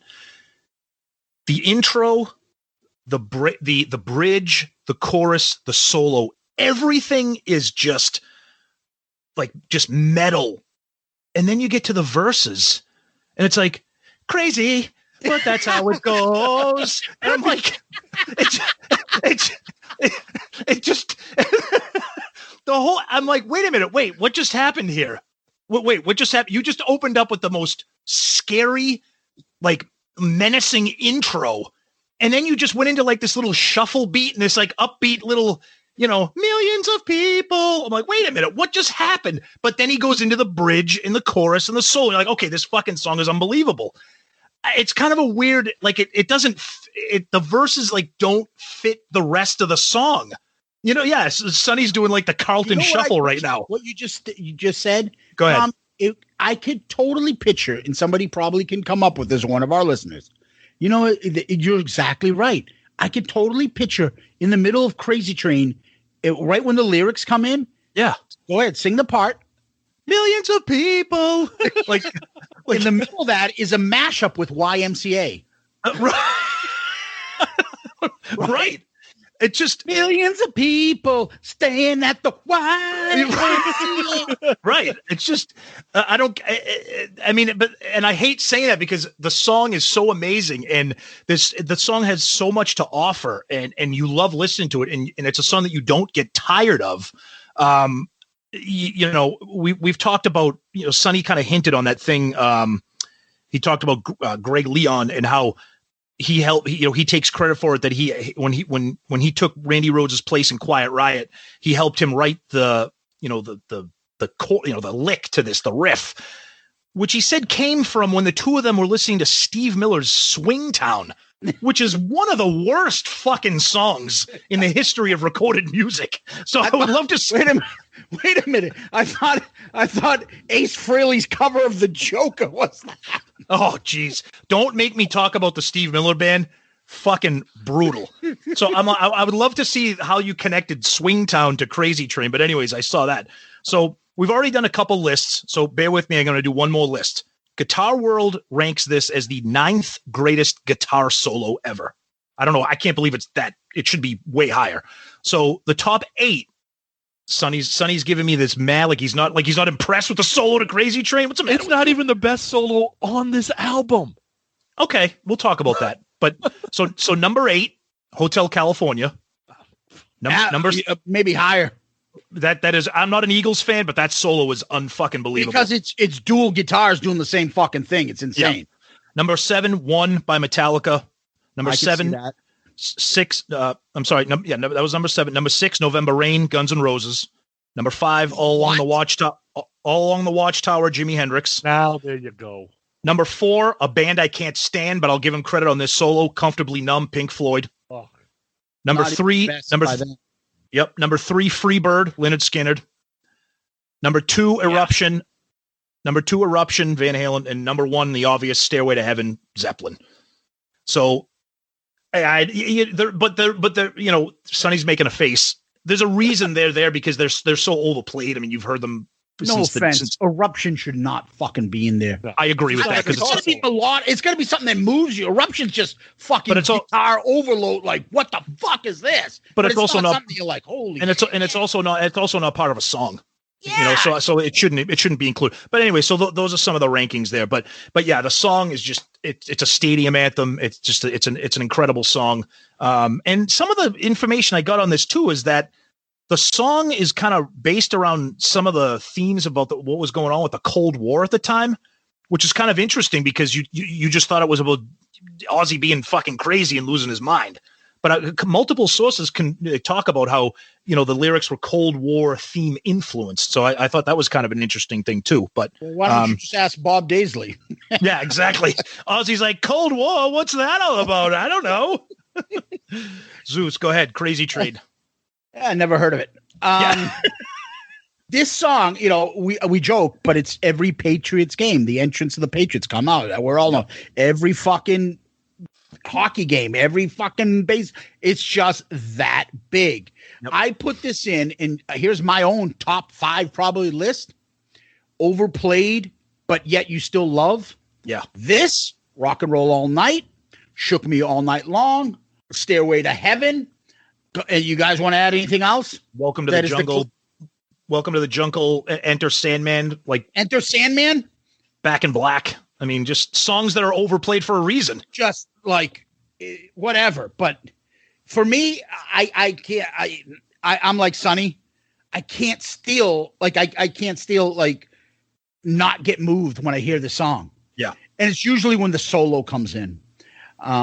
You're right, Tom, about the fucking giddy, silly, fucking middle, the lyrics pick up crazy. Finger snapping and shit.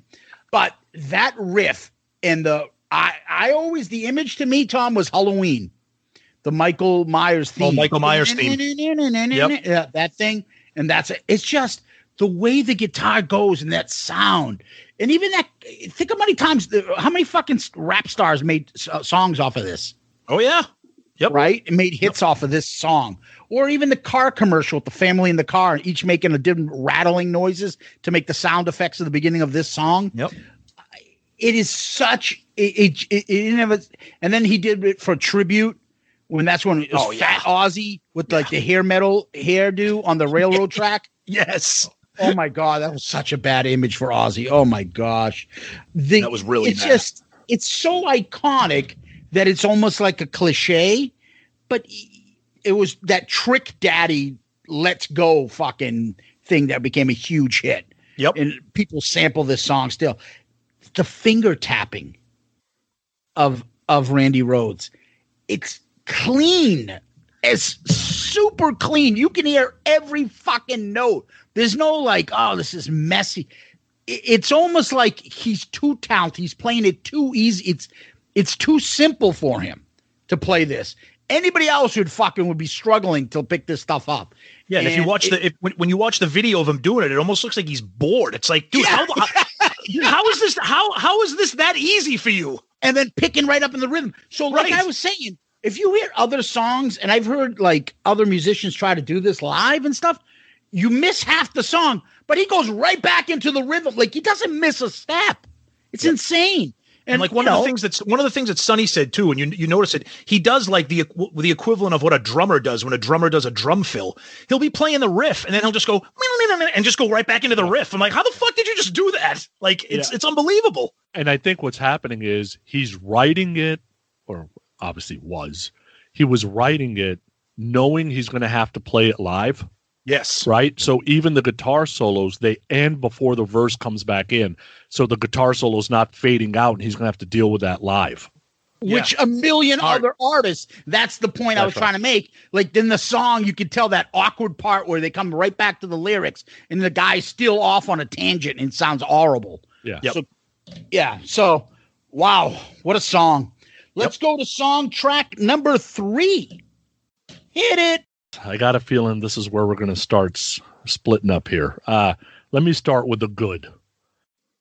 Randy's amazing. The versatility is outstanding. The guitar solo is perfect. Like you can't, Mick Fury, Yngwie Malmsteen can't do this solo. Like that's not going to happen. And, the lyrical content's great. I think it's a great way to kind of say, I miss you, Black Sabbath, or whatever, separating. I get all that. That whole keyboard outro thing, not a fan. I never, ever, the rest of my life need to hear a Ozzy ballad. Ozzy's voice is brutal as it is. I cannot hang with a whiny, just melody oh my God. Just him singing ballads just drives me absolutely up the wall. When we came up, we were going to do this album. I remember I'm like, oh my God, Goodbye to Romance is on that fucking album. I can't handle the ballads. I'm sorry. It's bad. Now, see, that's funny because the first thing I have written down is Ozzy sounds really good for a ballad. Oh my God. Yep. Now, here's the thing about this song. But I agree with you that keyboard outro, it's like we got a song going here. Let's just fuck it up. Like, what are you doing? Like, don't do that. Like you said, it was kind of his way. He was saying goodbye to Black Sabbath. He thought maybe his career was over at the time. He was kind of saying goodbye to everybody. But I was listening to this song and I was thinking, in terms of hard rock metal, not like Zeppelin or anything like that, is this like the first power ballad? Like, can you think, like, you know what I mean? Because like, I'm not talking like Stairway to Heaven. I'm talking about a band that would be considered heavy metal, hard rock. Like this is a power ballad. And I'm trying to think of something that came out before this, because this was 1980, Dream On? Yeah, Dream On, but you wouldn't consider Aerosmith like heavy metal. But you know what I mean? Like, I thought it was interesting because nobody was doing anything like this at the time. Black Sabbath certainly didn't have have anything like this. They had some slower, drudgy stuff, but I don't know if it was completely ballad. They did. Van Halen didn't have ballads or anything at that time. You know what I mean? I think you say ballad because the word romance. No. I mean, goodbye to my it's friends. A musical style. But it's also, if you say goodbye to my friends, maybe would you say it's a ballad? Oh yeah. The essence, the tone and the essence of this song is a ballad. Yeah. But that being said, I like it a little bit more than Sonny. It's not a go-to song by any stretch. Again, Randy, holds it together for the song that would otherwise be kind of a throwaway, but I like it. I like the mood of the whole album. Yeah. I think even the keyboards, organ, all that shit throughout this album it's the same sound. So I enjoy it. It's got that eerie kind of sound. It's not fucking the My Way piano, keyboard. My Way again. Shit. Yeah. So I don't know. It's Don Airey of Deep Purple and fucking the Great Rainbow piano / keyboard player. So it's a good song. I like it. It's a good song. That's all I'm going to say. It's not like, oh my God, I've got to hear fucking Goodbye to Romance. But it's a Randy Rhodes guitar solo in there, and that's what keeps me there. It's lyrically, it's fine. Again, it's nothing that I'm like, oh my God, how can you say this isn't the greatest album? I mean, listen to this, listen to Goodbye to Romance. It's nothing I would brag about, but it's certainly not skippable. It's certainly not a bad song. I enjoy it, but of the tracks, it's one of the weaker ones, but I wouldn't even describe it as weaker. It's not one of my favorites on this album. That's how I would say. Okay. And you're right, Tom. It's simply about goodbye to romance, goodbye to Black Sabbath. It's funny. So I was listening to this on the way to traveling for the last couple of weeks. And I've been playing this in my car. My daughter's in the car. She's 11 now, soon to be 12. And she'd been getting into the Beatles for some reason. I don't know if it was school and music they make them listen to in music class. She's like, this is like a Beatles ripoff. I was like, what? She goes, yeah, this is like Yesterday. I'm like, what the fuck? And I've heard other people say Ozzy has a little bit of a Beatles influence that he comes back to every once in a while and puts like Beatle-like things in his songs. Mm-hmm. And my little 11-year-old picked up on that and says this. She usually does not comment on music in my car. She tries to avoid it, especially when it's Kiss. Yeah, I was just going to say, you're not listening to Kiss. No. And then somebody else mentioned, I think somewhere I read that there's jazz chords in here. And I don't pick up on that. I'm not a musician, but supposedly there's some jazz chords. The other thing to put in, this is the first song they recorded when they did this album. Yes. I don't know how they start off with this and be like, okay, that's the floor. Yeah, right. It's going to get better than this, right? So, yep. Yeah, so that's that. Let's move it along to a very short little one. Let's go to the next. So I like classical music. I think I have to be in a mood, right? This thing, I first heard it on Tribute, and the Tribute version is longer. And it's kind of cool in there because as Randy's in the studio playing it, he even messes up and then he laughs and goes, oops, hit a wrong chord there. And then, just kind of keeps going. So it's kind of cool to hear that Randy was human, I guess is the best way to put it. These kind of instrumentals always just meh to me. I'll get hate mail on this. Eruption is meh to me. I don't need it. Like, I don't care, right? I just want the music. Now, here's the other I appreciate is separate from a song because then I can just skip it. Same thing with Eruption. I don't want the 48 seconds of mood setting into my song like Rock Bottom. I wish they would just cut that shit and put it at the front and I could just skip it because I don't know what that minute 58 does for you. So I'm always a little meh on these type of things. I think it's cool. It's about his mom, blah, blah, but it's Randy showing off a little bit. I like it. I'm a big fan of instrumentals. I like this because it's only about 40 plus seconds long. It doesn't take up a lot of your time. It's got that very classical orchestral sound, and that's kind of Randy's background. There's a little bit when I hear this, like especially right at the very beginning, it kind of gives me a little bit of it reminds me a little bit of like the very beginning to Silent Lucidity by Queensryche. Just a little bit of the picking with the acoustics there.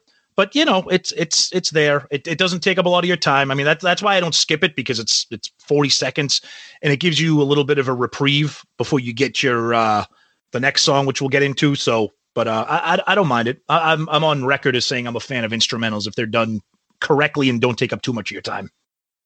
So D, this is Ozzy Osbourne, the solo artist's album, right? Yes. Okay. Why the fuck does he have an instrumental on a solo album?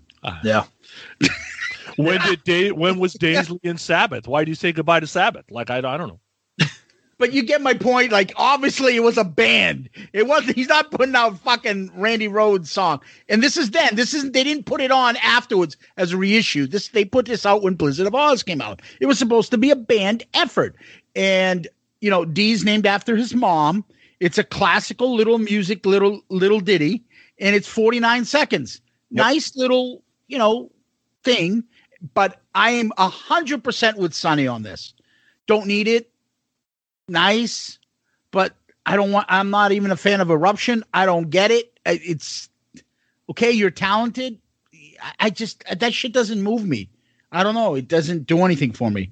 But it is what it is. I don't want to denigrate him. But the best part about it is that it's 49 seconds. Mm-hmm. Quickly little mood thing and move on, right? Mm-hmm. So, and we move on. So here's some nice little mood music. So for you to get out your fucking suicide weapon of choice and play the next song.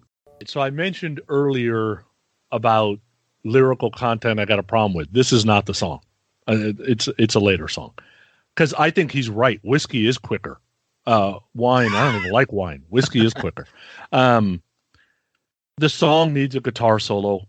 That's why I love the tribute version, because that's when Randy actually does his guitar solo. But after the last two songs, this song was very welcomed. I think it can be a Sabbath song. I think that shit that Ozzy's doing in the middle is completely just stupid. Just shut up and let Randy do his thing. Like, just don't even, like, well, I was messing with stuff in the studio, mate. I don't care. Like, just let Randy do his thing.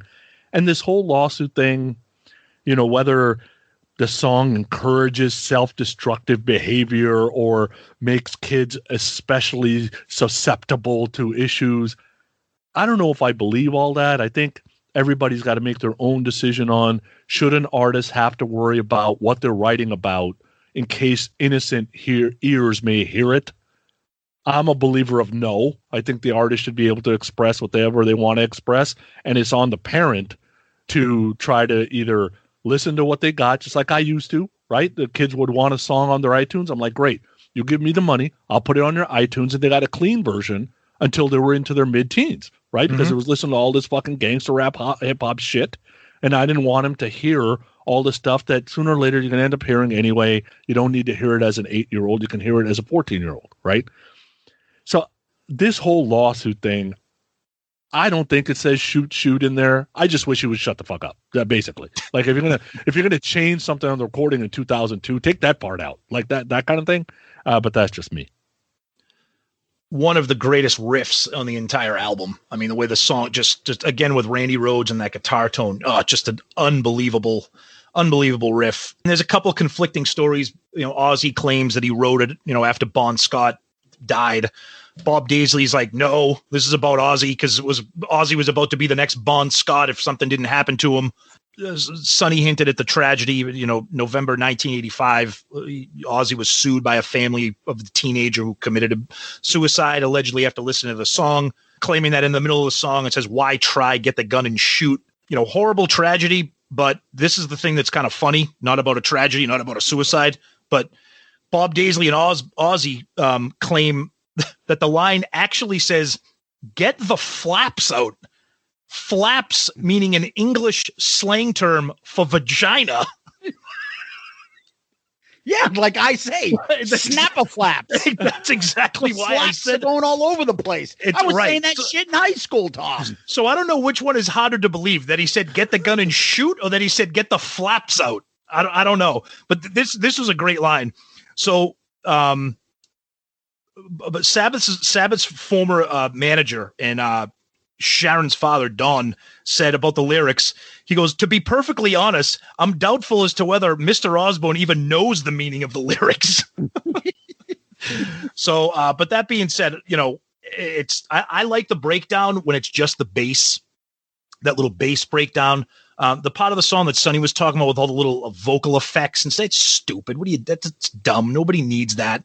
And then it kicks right back into that vicious riff. It's a great song. Obviously not a very uplifting song, but it's a great track. All right. Couple things. Sonny, you say, I wish they would take it out. If you took it out, then you're actually admitting there was something wrong with it. Like, always thinking like a lawyer. Can't take it out now. Then you're admitting you was something wrong. So the other part is like, this is like the number one, like probably First Amendment song. This and Me So Horny, which we did in the high school lip sync contest in senior year. I would have loved to have seen that. Oh my God. Yeah, that was classic. I don't think this song is even telling people to do crazy shit. So, okay, he's telling people like this is a bad way and you're going to end up dying. It's interesting though on Suicide Solution. I didn't put the word solution as drinking. I put solution as meaning here's the solving your problem. Suicide is just solve your problem. The suicide solution. Oh, absolutely. Yeah, and if Ozzy tries to convince us and otherwise, he's fucking lying, because you're right. The suicide is the solution. That's how I interpret it. I always thought, until I listened and read the stuff where Bob was talking about it, and in this episode research, that I'm like, oh, a solution. That's like a British way of saying like a liquid or something like that. Like, what? I'm like, I wouldn't put it like that. I'm not buying that one. Yeah, exactly. And so to me, it's a little fucked up. But there is no solo on this, which is disappointing. The riff is legendary. The lyrics are legendary. There's no fucking way Ozzy wrote this about Bon Scott. There's no fucking way he did. This is Bob Daisley looking at this guy going, all right, I've got to write all this song for this fucking drunk because he can't handle anything. All right, I've got a good one for you. How about this? And he wrote that definitely for Ozzy. There's no fucking way Ozzy thought of that by himself. You know, the song, like I said, legendary at this point. Everybody knows it, and it's just Randy as well, you know, coming up with fucking great riffs, laughter riff, right? Mm-hmm. Yep. All right, let's get into the devil. So Aleister Crowley makes an appearance here. I think the creepy organ start is great. Here's another song that could have easily been Black Sabbath. And it kind of reminded me of this thing I read in an interview once. I forgot about this. Ozzy had said, Black Sabbath got characterized to one type of song. I wanted to do stuff like I left my heart in San Francisco. This ain't that. You know what I mean? So I'm like, so to me, there's a couple of songs here that could have been Sabbath songs. I guess you can't get too far away from, first of all, what made you successful. Second, does it sound like Sabbath because it's Ozzy? And if it wasn't Ozzy, maybe it wouldn't sound like Sabbath. I'm not sure about that part. This is the first song on this album where I noticed that the drums was just as important as everything else that was going on. For whatever reason, I didn't really hear the drums until you hear them in this song, because there's something about the accents he must be doing that's working. And that outro at the end with just Randy and the drums, that's one of the best outros ever. I love the Crazy Train guitar solo, but this to me is the best guitar solo on this album. And I think it's a great song. Do you need it to be Aleister Crowley? I don't know. It's just a theme, I guess, so who cares? Yeah, Sonny, you're right. We had Crazy Train ranked 9th greatest guitar solo by Guitar World. This was ranked 28th. And you're right. A lot of people argue that this might be better than the Crazy Train solo, but the Crazy Train is a little bit more of an iconic song than Mr. Crowley, although this is unbelievably iconic. And that organ, it kind of paints that picture that, you know, Zeus talked about at the beginning about, you know, that Gothic castle, you know, like Dracula's castle kind of thing, you know, the big staircase. And it's amazing. The story goes that the song was inspired by a book by Aleister Crowley that Ozzy read. There were a deck of tarot cards that were found in the studio. And for people that don't know who Aleister Crowley is, he was an English guy who was into the occult, black magic, created a religion in the early 20th century, famous for being the guy that Jimmy Page bought his house, you know, that he lived in back in 1971, because Jimmy Page was obsessed with Aleister Crowley and all the shit that he was into. And another little bit of trivia, I didn't know this. I guess apparently Ozzy mispronounces his name. It's supposed to be Crowley. I don't know if that's a British thing or something, but Ozzy calls him Crowley. I love the song. I mean, that organ, you got the pause, then you got Ozzy just saying Mr. Crowley, and then boom, the whole band just joins in. It's definitely a great track. All right. This was Ozzy's second single. I forgot to mention that. It didn't chart in the US. In the UK, it made it to number 46. Crazy Train, I forgot. That was a UK single to 49. Mainstream Rock at number 9. The thing that's famous about this is the B-side on this had that song You Said It All, which was going to be on the album. They were performing it, but they never actually recorded it. And so it never went on an album, but they did play it live. And so the live version, I believe, is on the B-side to this. And Suicide Solution Live is on the B-side as well. Mr. Crowley is just Don Airey's organ keyboard is insane. It's just the mood. It's eerie. It's dark. It's foreboding. It's the theme. It's Ozzy. You know, that's what I picture. This Victorian type of castle. I'm watching a Universal movie. They're coming into Dracula's castle, and this is the type of music you would hear. And it's all Mr. Crowley and satanic shit. And when I was little, I was like, what the fuck? Oh my God, Aleister Crowley. Oh my goodness. This is the shit that we all bought into when we were younger and stuff. It is insane. The song is ranked 23rd greatest heavy metal song of all time by Gibson. Like I said, Don Airey did the keyboard, and apparently somebody else had come up with it when they were demoing this. And then Don Airey, just when he came in to do this, added more to it and extenuated it to make it what it's the legendary thing that it is now. But the song is just insane. For me, that was the video that I was telling you about, Tom, when he's singing the song and he looks back into the band and he's like, what the fuck do I got here? Yeah. As a matter of fact, Tom, if you look at the YouTube video clip of this, it's on Ozzy's own YouTube channel. Ozzy himself comments on this. Yeah. And he writes this about, and this is mostly Randy Rhodes. He says, Randy Rhodes was quite possibly the best composer and musician that I have ever met in my life. He came into my life like a bolt of lightning, and as such, he was gone again. I consider myself one of the luckiest men alive to have not only met him, but also have had the great honor of being able to work with him. I will cherish the time I spent with him till the day I die. And then cap letters, long live Randy Rhodes, long live rock and roll. I love you all, Ozzy. Wow. Yeah. I can't say enough. When you see the musicianship on that clip and just Randy and even fucking Tommy Aldridge and Rudy, it's just insane how talented and how that song comes across. And that outro, when he just takes off and goes, it's unbelievable. It's just unbelievable. He doesn't miss a note. It's clean as hell. Even the live version, it's clean as hell. And the guitar is just insane. I can't say enough about this. It is just everything about this is perfect. The imagery, the lyrics, the vocals. Ozzy sounds great on it. Musicianship is off the charts. Off the charts. So let's move this one along. So No Bone Movies. I got a major problem that these guys don't like porn. Daisley. Oh, come on, man. Really? This is where I'm just like, what the hell's wrong with you? Solid riff.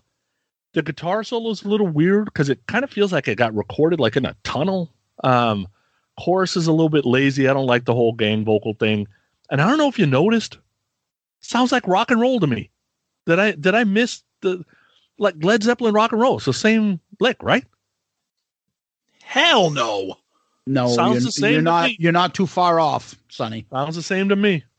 But not one of my favorites on this thing.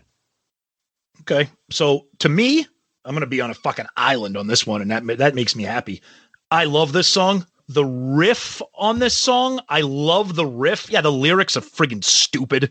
You know, they were inspired by the band going to like a porno theater, and Randy Rhodes called it a bone movie. Never fucking heard of that before in my life. It was boning her, man. Boning her. And then Ozzy, trying to tell us that it's like disgusting and it's horrible and disgraceful and everything.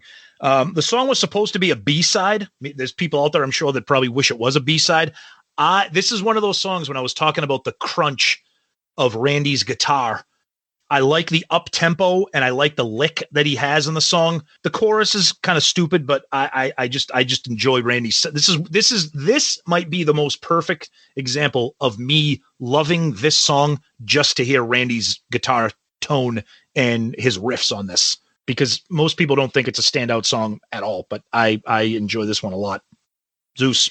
So this to me is the song that doesn't fit the album. It sounds nothing like any of the tracks. It is completely different. I don't know what key it is. I mean, I know he switches his keys all throughout this whole album, but it's just completely different. It's like a happy go. It sounds like somebody put 38 Special in the middle of a fucking Ozzy album. Okay. It's like Southern rock. He's doing a fucking slide guitar thing, which obviously is not his thing because he's the worst solo on this album. And you're right. It sounds like they were in the middle of a fucking party in the studio and someone Brett record. It's like sloppy. There's like background shit going on. It doesn't even, are they recording a song? What are they doing here? I don't know. It's just weird. It doesn't fit. And the song, I believe, was supposed to be, because they needed an extra song. You Looking at Me, Looking at You, which became afterwards on the reissues, like the hidden track that they added back in was going to be on this. And then they kicked that out and then recorded No Bone Movies and put this on. I don't know. You know how I feel about extra songs? They should have put it all on and gone with everything. Yep. So I like the song. It's not bad. No Bone Movies almost sounds like, I think they were trying to think of like their wives or sharing. Hey, no more pornos for you, punks. Like, you know, maybe. And because it doesn't make sense, guys saying no bone movies. And I have to say this, throughout all the years, and I'm talking since I was in, junior high school and younger, of having this Ozzy album, I always thought no bone movies meant horror movies. Like me too. That's skeleton horror movies, no bone movies. That's exactly what I thought. That's funny that you not say. Yep. Fucking porn music. Yep. Like, I don't want any scary movies. I don't because it wouldn't make sense to me, like a guy's in a rock band not wanting porn. That's stupid. This song is not endorsed by Shout It Out Loudcast. Well, Ozzy wasn't known to be a groupie kind of guy. That's true. And I know. Yeah. Dude, Lemmy got pussy, so that doesn't mean anything. You know what I mean? And Gene Simmons got pussy. Let's not go there, okay? So, and then supposedly Randy was like a sweet guy who had a girlfriend and was like super nice and didn't have groupies and shit. So maybe they just weren't into that shit. Maybe I don't know. Maybe they were fucking Rob Halford fucking members. I don't know. They just didn't like chicks. Who knows? Could be. I don't know. But anyways, that was No Bone Movies. Oh, let's go to the next. Revelation Mother Earth. All right. So I love the intro. And then I remember I'm like, oh my God, another Ozzy ballad. Oh my God. So I was going to tell you guys a story. So usually I listen to my iTunes library when I own the music, right? Because I ripped all the CDs into iTunes. But this song wasn't in my library. And I was like, what the hell happened to the song? So I remember my computer at the time only had so much memory. So I never ripped all the songs off a CD. I only ripped off the songs that I liked. And I remember after hearing the song, I'm like, oh yeah, this song is brutal. Like, thank God I was listening to it on my phone, because I almost threw my phone out the window. I texted you guys. I'm like, I just heard a song. I almost threw my phone out the window. This was the song. Because until like it gets to 5 minutes and Randy actually cuts in and does like a 1:07 by himself, I'm like, oh, okay, I would have taken that. I'll tell you, after listening to this, I appreciate D more. This is a brutal song. This is way worse than any Maiden Dinosaur songs. Period. Oof. So, all right. So the Rush fan in me enjoys enjoys this song. No, wait, let me finish. It's not a great song. It's a tough listen. I can get through it because I'm a Rush fan. I like the transitions that it makes with some of it starts off one way, it ends another way. When it gets fast and the guitars kick in, you have those weird vocal effects where it's like, I'm like, what the fuck just happened right now? Somebody fucking is playing like some fucking 1982 video game right now in the middle of this song. And then you get the keyboard stuff, the piano stuff. I'm sorry. I like it. It reminds me of an Elton John song. I don't know if anybody out there is an Elton John fan. I'm a huge Elton John fan. He's got a song called Funeral for a Friend. And it starts off, it's like this multi-layered, weird kind of song. And it reminds me of that. It's a combination of that and like something from Rush. That being said, it's not a great song. I'm not going to tell you that it is. I enjoy it, but it sticks out like a fucking sore thumb on this album as you're cruising through Blizzard of Ozz and you get hit with this. And you're like, wait a minute, what just happened? It should probably be the last song, but I can tolerate it a little bit more than Sunny and probably Zeus, I'm assuming as well. All right. So this will have to be the probably greatest difference of opinions throughout all of our bonus episodes ever. All right. This is by far the most epic song he's ever done. I agree. I fucking love this song. This song is fucking off the charts. Brilliant. Okay, wow. Brilliant. I thought I was going to be the one that liked this the most. Wow. Not even close. I fucking love this song. It is brilliant. The vocals, the lyrics are fucking fantastic. What's wrong with talking about fucking saving the earth back in 1979/81? That's fucking great. In addition, I would say that break and that buildup is probably my favorite buildup of any musical piece in any fucking song I've ever had. That piano and that little break, and then it gets into the first break, it breaks down, and then the piano goes a little more. The second break, you think it's going to be more piano, and then all of a sudden the guitar picks up. Mm-hmm. I have, since I was a little kid, I don't know about you guys. You ever play air guitar? Have you ever imagined yourself being a guitarist and doing a solo? There's nothing greater than this to me. This, when he picks up and plays the guitar and then goes into that riff. That's awesome. That is every fucking speed metal, thrash metal right there. That's the blueprint that takes over that whole style. That riff is insane. And then he just goes off. Oh my God. And then the drums play. And it's like an epic closing. Holy shit. That fucking stuff till this day, when I hear that song, I like the beginning part and I'm dying to get to that break. And then wait for that. I get built up. No, it's just this first piano break. And then the beautiful little melody that he does, Don Airy does. And then builds up, and then here you go. Oh my God, that shit's fucking. That is the greatest guitar for me ever. If I could play a guitar solo and I was that good, that's it right there. Fucking rock out with your cock out, jam out with your clam out. Nothing better than that. Okay, I think we have our first legitimate what the fuck is going on moment right now, because the song is good. I do enjoy it. It moves me. I think you may enjoy this song more than Ozzy enjoys this song. And it's funny because I want to say this. You may not know it because of your hatred for Geddy Lee's voice, but you don't know it. You're a Rush fan. And I'm going to tell you why. If you like this song, this is a Rush song. This is the kind of music that Rush makes from the late 70s right around until 1982. No one is doing that guitar riff. You don't tell me that sound. I'm not talking. That's that break when he picks up and then. Oh yeah. I know. That is not every fucking blueprint of thrash metal going forward.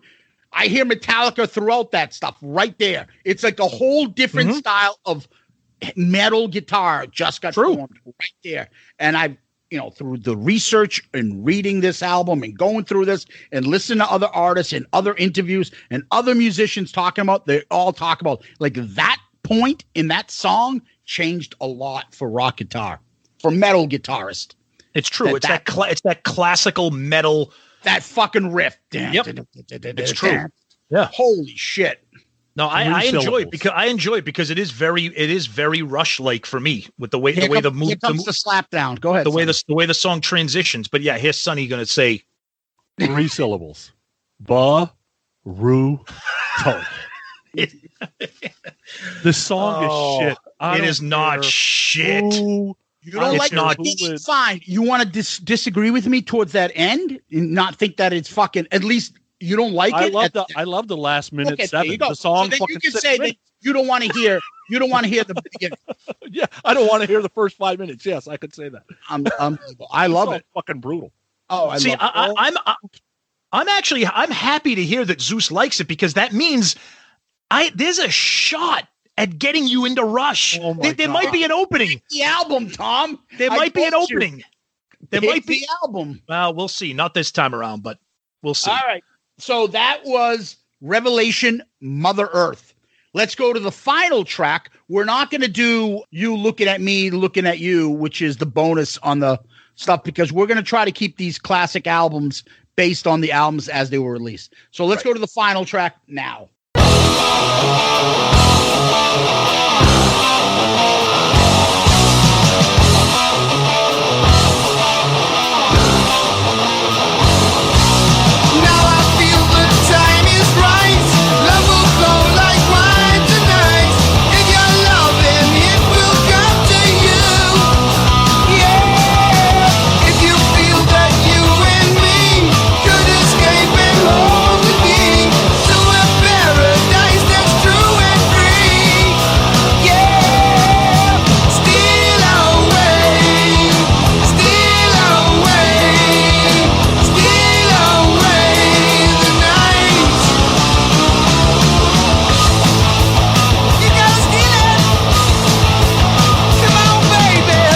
Okay, so for all of the differences in the songs, and Zeus mentioned it before, supposedly, I'm not a musician either, but supposedly every song's in a different key, and Ozzy was trying to do that on purpose, or Bob was trying to do it on purpose. Whoever wrote it, I don't know. Randy. Yeah, whoever. This one, This Steal Away the Night, is a straight ahead rock song. It's probably the only really straight ahead rock song. I don't know if I really like it because it's a great song, or if it was after the dumpster fire that we just listened to. But it's a great way to end the record. I like the nice greasy riff. The chorus a little meh to me, and the guitar solo is great. I just wish it was longer. But it's a great way to end the album. You could not end the album with that last song. That's for sure. So to me, this ended up being a good song. Killer riff. Might be my favorite riff on the entire album. And I like the fact that it's an upbeat, more than mid-tempo song. There's not a lot of those on this album that sound like this. The groove, and I think an underrated aspect of this song is that the bass line in this song. He is all over the place. If you pay attention to the bass on this, and there's something about this song, and it might be the tempo. It might be the riff, and the bass made me think of it. I could picture this song being on Rock and Roll Over, done by Kiss. I could see Ace killing it with this riff. We've seen Gene, especially on an album like Dress to Kill, where he was all over the place with the bass, killing it with his groove. There's a little bit of the phaser being used when Randy gets into a solo. Ace loved doing that. So this could potentially, I think, would sound like a Kiss song. It could be. One of my favorite parts about this song is when the riff kind of kicks back in before the solo, and you hear like the boom, and it's like the da-na-na-na-na-na, boom, and then it goes right into the solo, and then just Randy takes off. This is just a standout song, and it's a great closer to me because I think it's a killer track. All right. For me, you know what sounds familiar about Kiss with this is I am so used to Mother Earth Revelation ending, and then boom, like the riff that reminds me of DRC and King of the Nighttime World, where I can't picture hearing Steal Away without Mother Earth ending. Okay. Guitar, and then boom, right next to the next guitar. I actually think this should be flipped. I think Mother Earth should end it. It's the epic song, should end the album.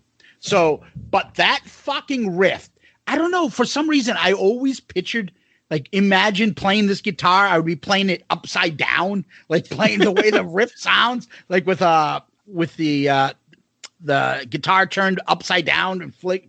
I don't know. It's just another amazing guitar performance by Randy Rhodes. It's also very British new wave, Tom. Yes. This sounds like that type of music. Judas Priest made in kind of like, this is the most of that British. I mean, this is 1980. If you think about it, yeah. Right? Why wouldn't this be considered part of the British new wave metal attack? Def Leppard, what's his name? Judas Priest, Iron Maiden, Saxon, and all the other bands coming, Ozzy solo and stuff. Because it's 10,000 times better than Iron Maiden and Judas Priest. That's why. But that riff is phenomenal. The other thing is, you're right.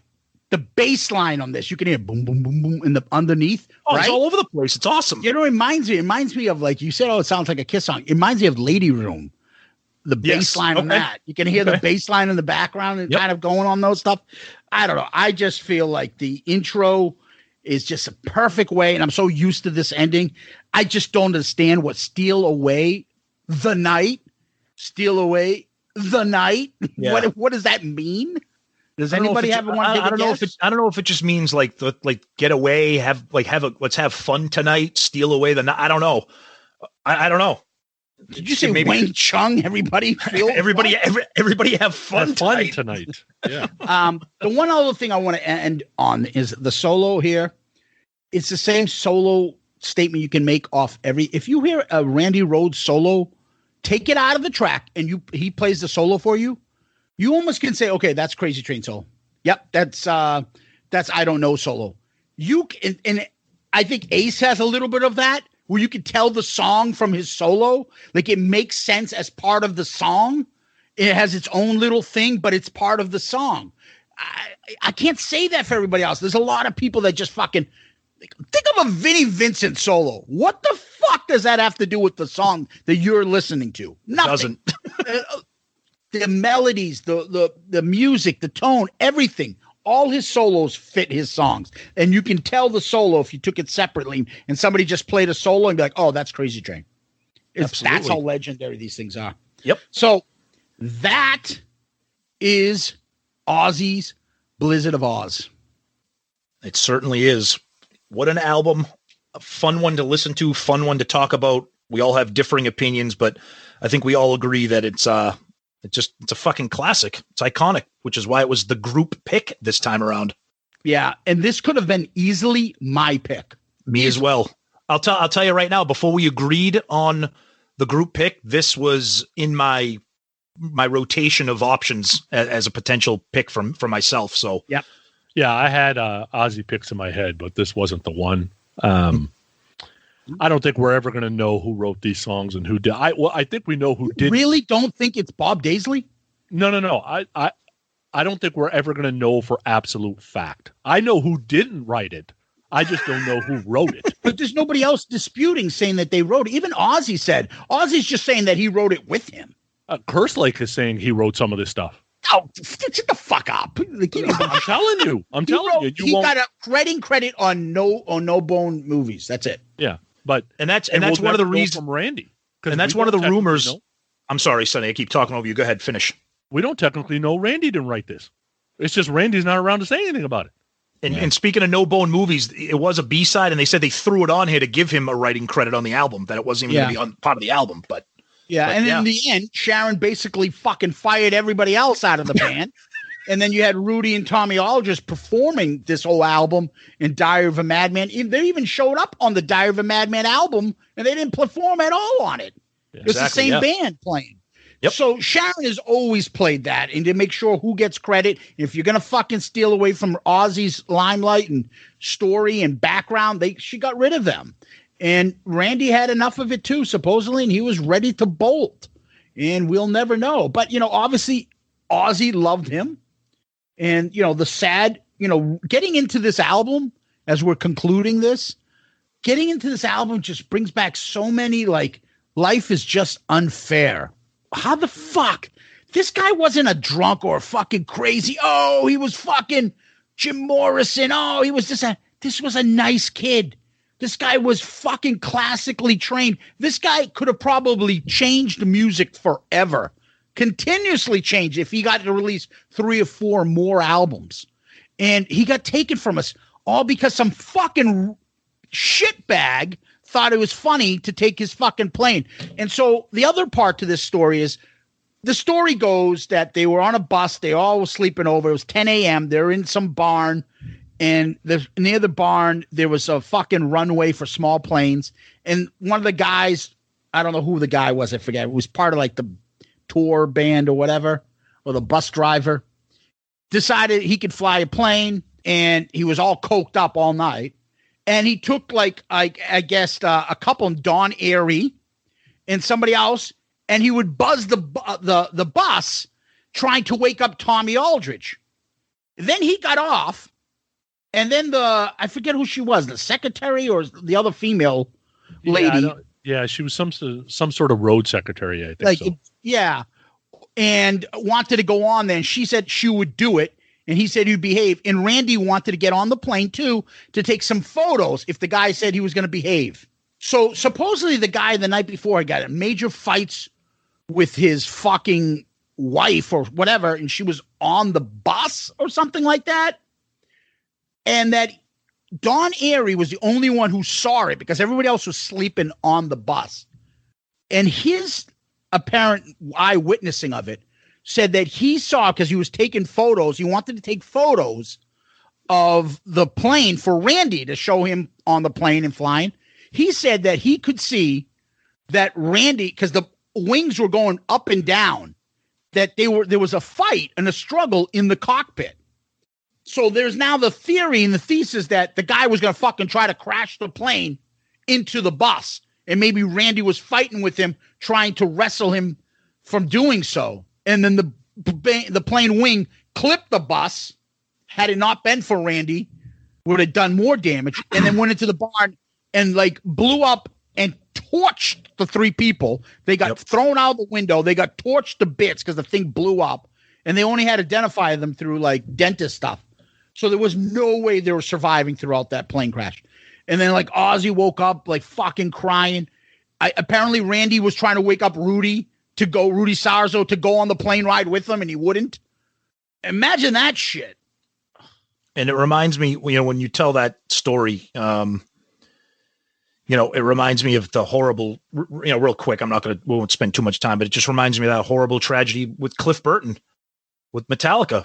They're on a fucking bus ride. They're playing cards. They draw cards to see who's going to sleep in the bunk. And there's conflicting stories from the driver, whether he fell asleep or, hit a patch of ice. They get in an accident, the bus flips, and everybody survives. But Cliff Burton, because of the bunk that he was sleeping in, the bus rolls over, lands on him. Fucking guy was unbelievably musically talented and schooled, and what he contributed to Metallica on those first three albums. And the band still talks about Cliff Burton now.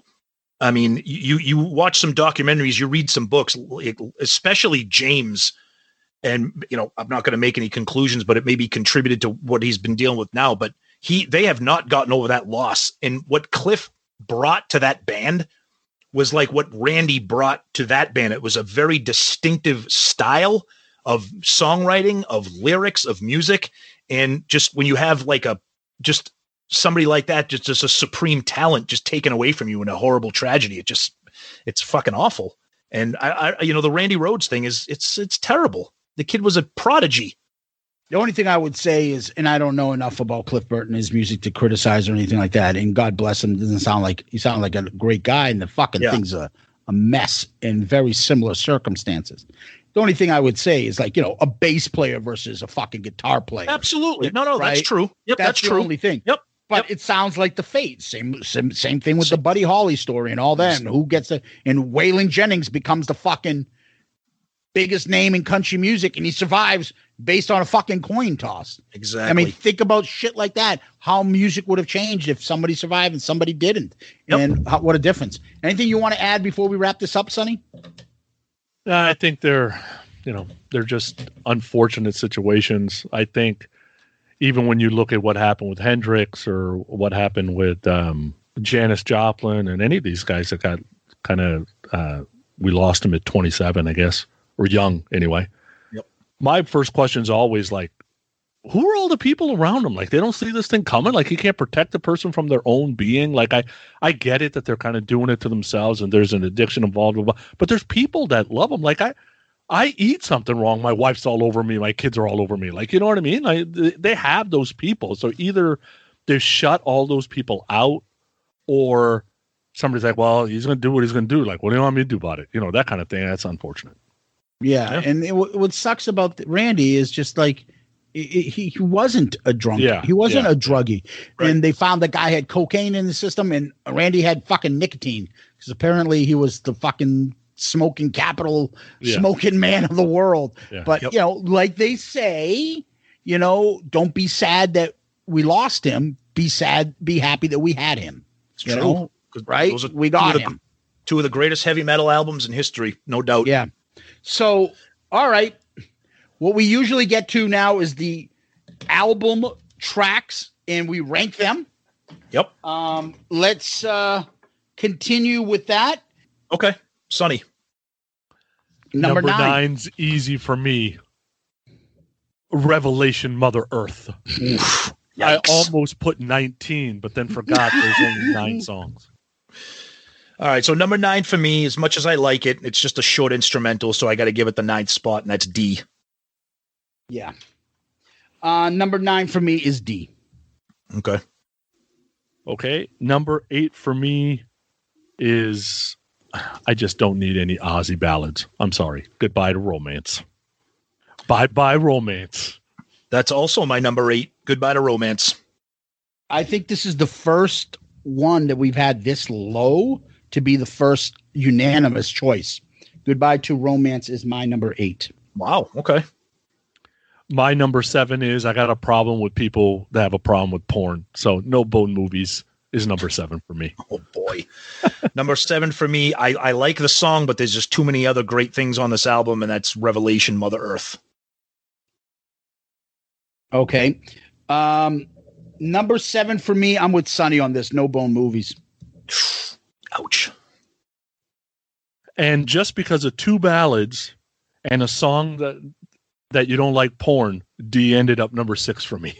Oh my God. A 49-second instrumental is ranked better 6th. than that 6-minute shit bag that I had to listen to it. Fuck. Shit bag. I think this is where my rankings, I'm going to get yelled at by a lot of people here. But I'm prepared to take it. Number 6 for me is Mr. Crowley. Oh, man. Oh, yeah. It gets worse. All right. Number 6 for me is Steal Away.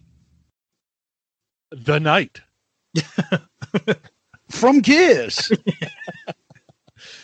5 for me, just because there's 5 great songs on this album, ended up being Suicide Solution.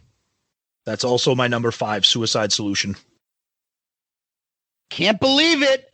Suicide Solution. We ever have this? Damn. That's 2 unanimous choices. I don't think we've ever had that. Never. Nope. Not in the same spot like that. No way. All right. 4 for me is Steal Away. The Night. 4 for me. I know you guys don't like it, but I love the riff. No Bone Movies. Number 4 for me, Crazy Train. Oh, I thought I was going to be bad having it ranked low. You beat me. Wow. I don't rank it low. I think that's a fucking 10 for me. Right. That's my whole point. Right. All right. Number 3 for me, because there's 3 unbelievable songs on this album, I'm going to go with Mr. Crowley. That's my number 3. Okay. Number 3 for me is Crazy Train. Number 3 for me is I Don't Know. All right. And that is my number 2. That is also my number 2. I don't know. My number 2 is Mr. Crowley. I can't believe what we're about to hear. So that I thought I was gonna fucking rock the boat with my number 1 pick. Yeah, no. Zeus is gonna be set off into fucking outer space with this. And I want you to make this the poll, because these 3 number 1s, I think I would win the poll 95 to 3-2. Oh no! You'll win it 99 to 1 and 0, maybe. I think people are sick of the song. It won't. I know it's going to be number 1. Go ahead. Number 1's Crazy Train for me. And that peppiness that we were talking about in the verses is just enough peppiness to make it fun. Okay. Right? And I think besides that, the song may have been a little more darker, and I'm okay with it. But I don't know in Crazy Train as my number 1 and 2. It could change depending on the day. But today, Crazy Train is my number 1. Yep. number one for me was easy just because I said it when we talked about it before. The riff, the tempo, just the whole song. I just absolutely love it start to finish. And that's Steal Away the Night. And I thought I was going to be the one with the most outrageous number one. And then Zeus swoops in. I wish we would do Revelation the Night is my number one, but I wish we would do a poll. Revelation the Night, Revelation versus Steal Away the Night, and see who would win. I like Revelation. I do like that song. I don't think I've ever been more shocked in my life to hear a number one ranked song on an album like this. But that's okay. That's what this is for. The song fucking rocks. It's unbelievable. Oh. That guitar, that whole Sonny's having a seizure right now. That's all right. Wow. All right. All right. That was good. So our collective number one was I Don't Know. Our collective number two was Crazy Train. And tied for 3 was Mr. Crowley and Steal Away the Night. Wow. Okay. I'll take it. I'm no arguments with any of that. So if we did a poll, I would say we put away I Don't Know, Crazy Train, Mr. Crowley, and Steal Away. Yeah, those 4. Okay. Cool. Yeah. And I got to, in my opinion, Mr. Crowley's going to win. I think Crazy Train still wins. Yeah, I think the problem with a lot of these polls, and we've seen this before, they just go for the hits. And I know that this album has a lot of quote unquote hits, but you're going to see a lot of casual people scrolling through Twitter. Oh, Crazy Train, Crazy Train, Crazy Train. But we'll see. You might be right. We'll see. Yeah. So now we go towards the overall compared to the other I believe 8 albums, so 9 albums altogether. So we have reviewed Appetite for Destruction, Slide It In, OU812, Super Unknown, Pyromania, Load, Peace of Mind, Bon Jovi. Sonny and Tom. Sonny, you ranked your albums Peace of Mind, Slide It In, Pyromania, Appetite for Destruction, Bon Jovi, Super Unknown, OU812, and Load. Those are album covers. Yeah. You said albums. Covers. Okay. You said albums. Well, when I read the albums, I was reading off what we've reviewed so far. Right, but then you said, Sonny, you ranked your albums as. Well, you didn't say album. I meant to say by covers. That's fine. Oh, okay. Okay, so will you ask me where I'm putting this? Yep. Okay, I'm putting it right behind Slide It In. So it will go Peace of Mind, Slide It In, and then Blizzard of Ozz, and then Pyromania for album covers. Okay. Tom, you ranked the covers. Peace of Mind, Appetite, Pyromania, Slide It In, Super Unknown, Bon Jovi, Load, OU812. We have a new number one. Blizzard of Ozz is going at number one for me. Wow. Yep. Really? Just on the memories that I have from it as a kid and the impact that it had and the fact that it is still to this day menacing and unique. Going ahead just by a hair over Peace of Mind, but it's going to number one for me. Wow. Yep. So I've had Appetite as my number one. Peace of Mind, Slide It In, Pyromania, Super Unknown, OU812, Bon Jovi, Load. I am going to put Ozzy Osbourne's Blizzard of Ozz as the number one. Ooh, all right. Nice. Appetite moves down. Okay. All right. Yeah. That's cool. It's nostalgia over Appetite. More nostalgia for Blizzard of Ozz than Appetite. That's all. And I had both these albums when they both came out. So it is what it is. All right. Let's go to the big one. And that is album ranking. So, Sonny, you rank your albums like this. Slide It In, Appetite, Pyromania, Peace of Mind, Bon Jovi, OU812, Super Unknown, Load. Where do you put Ozzy Osbourne's Blizzard of Ozz?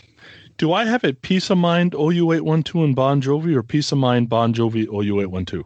Peace of Mind, Bon Jovi, OU812. Yeah. Blizzard of Ozz is going after OU812. Oh, that low. Because those 3 bottom songs they kind of stink. Really bad. Wow. They're just really bad to me. So you're not going to let the good stuff carry the bad stuff? It carried it all the way to where it got. Okay. Yeah. All right. That album has apolitical blues on it. It carried it to where it got to. Oh, boy. Right. Okay. Tom, you ranked your albums like this: Pyromania, Appetite for Destruction, Super Unknown, Load, Slide It In, OU812, Bon Jovi, Peace of Mind. Blizzard of Ozz is going to fit nicely after Appetite for Destruction and ahead of Super Unknown. So Blizzard will be my new number 3. Wow. Yeah. It does. It does have a couple songs that aren't great. I don't hate them as much as Sonny does, but the standout tracks on this album are just too good. And the album's just been part of my life for too long. I love Soundgarden. I mean, I love all these albums, but yeah, it's going to go number 3 for me. Okay. So for me, I have Pyromania, Appetite for Destruction, Bon Jovi, Super Unknown, Slide It In, Peace of Mind, Load, OU812. I put Blizzard of Ozz number 1. Oh, slightly above Pyromania. Slightly. Wow. Ahead of Pyromania and Appetite for Destruction, you have Blizzard of Ozz. Yep, absolutely. Good for you. Good for you. Yeah. And this wasn't even my album choice. With Revelation, Mother Earth being the number 1 song on your number 1 album. Too many 10s on this album for me. Okay.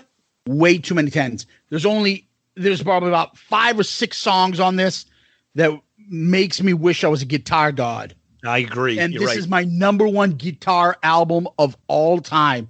If I could play guitar, if I could ever learn to play guitar and ever be Guitar Hero, I'd be like, can I be Randy Rhodes? He's my favorite guitar player of all time, and probably my favorite, person in metal. Yeah. Could be. Well, it's funny. Remember, we did our band draft, and our buddy Ed. That's why I was shocked and I got pissed. He took Randy with his number 1 pick. Yep. That's right. All right. Wow. Blizzard of Ozz in the books. Wow. That's right. Woo. So now that we finished that, we usually go to the You Make Me Rock Hard segment. Rock Hard segment. It doesn't usually happen to me. I watch Netflix and Amazon Prime and stuff, shows like that.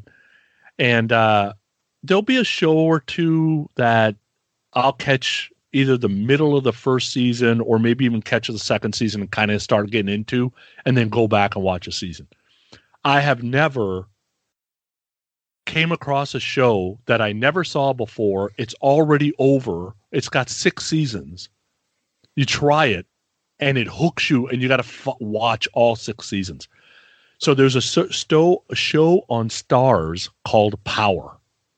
And I remember when it was first came out like 6 years ago. I had it on my list to try, but we didn't have Stars at the time. So I was like, I'll wait till it comes out on DVD. And I'm like, whatever. And then we switched to Xfinity and now we have Stars. And I'm like, let me try the show. And I look and I'm like, oh my God, 6 seasons, dude, really? And by the time I get all the story, it's going to be done. So it's not even like worth looking forward to afterwards. All right, let me try a couple episodes. And then I was watching it before I went to bed, when I got up, at lunchtime, on weekends when I had nothing going on. And I burned through the 6 seasons in 8 days. What? Unbelievable. Like, I didn't sleep for 3 days. Holy shit. And I don't know what it is about the show. It's Omari Hardwick. He's the main guy. And he's like this ruthless drug dealer. And his name is Ghost. And he's got this criminal enterprise of drug dealing. And he's trying to get into the nightclub business. And there's this whole story about how do you switch to the nightclub business and try to get away from this other business. while him and his wife are having problem, and his ex-girlfriend comes into the fold, and his ex-girlfriend's a district attorney, and there's all these like weird nuances, and his best friend helps him run the business, so he's got issues with his best friend now. It's very, very interesting, but it's called Power. It's on Stars, and it's run 6 seasons, and in about a month, Ghost Part 2's coming, so it's got a spin-off coming about his kid, because I don't want to ruin it. So something happens at the end to where his kid gets started. So check it out. It hooked me, and I'm telling you, I'm hard to get hooked on some of this stuff. I have heard. I have heard of it. Yep. I will warn you. There's it is almost soft porn, but that isn't what hooked me. I'm being honest about that. But it is at times. You know how some of these Showtime shows can end up being kind of like soft porn a little bit. It does have that. So I don't know if your 13-year-old can go watch this, but if you're an adult, you may enjoy it. So would it be considered a bone movie?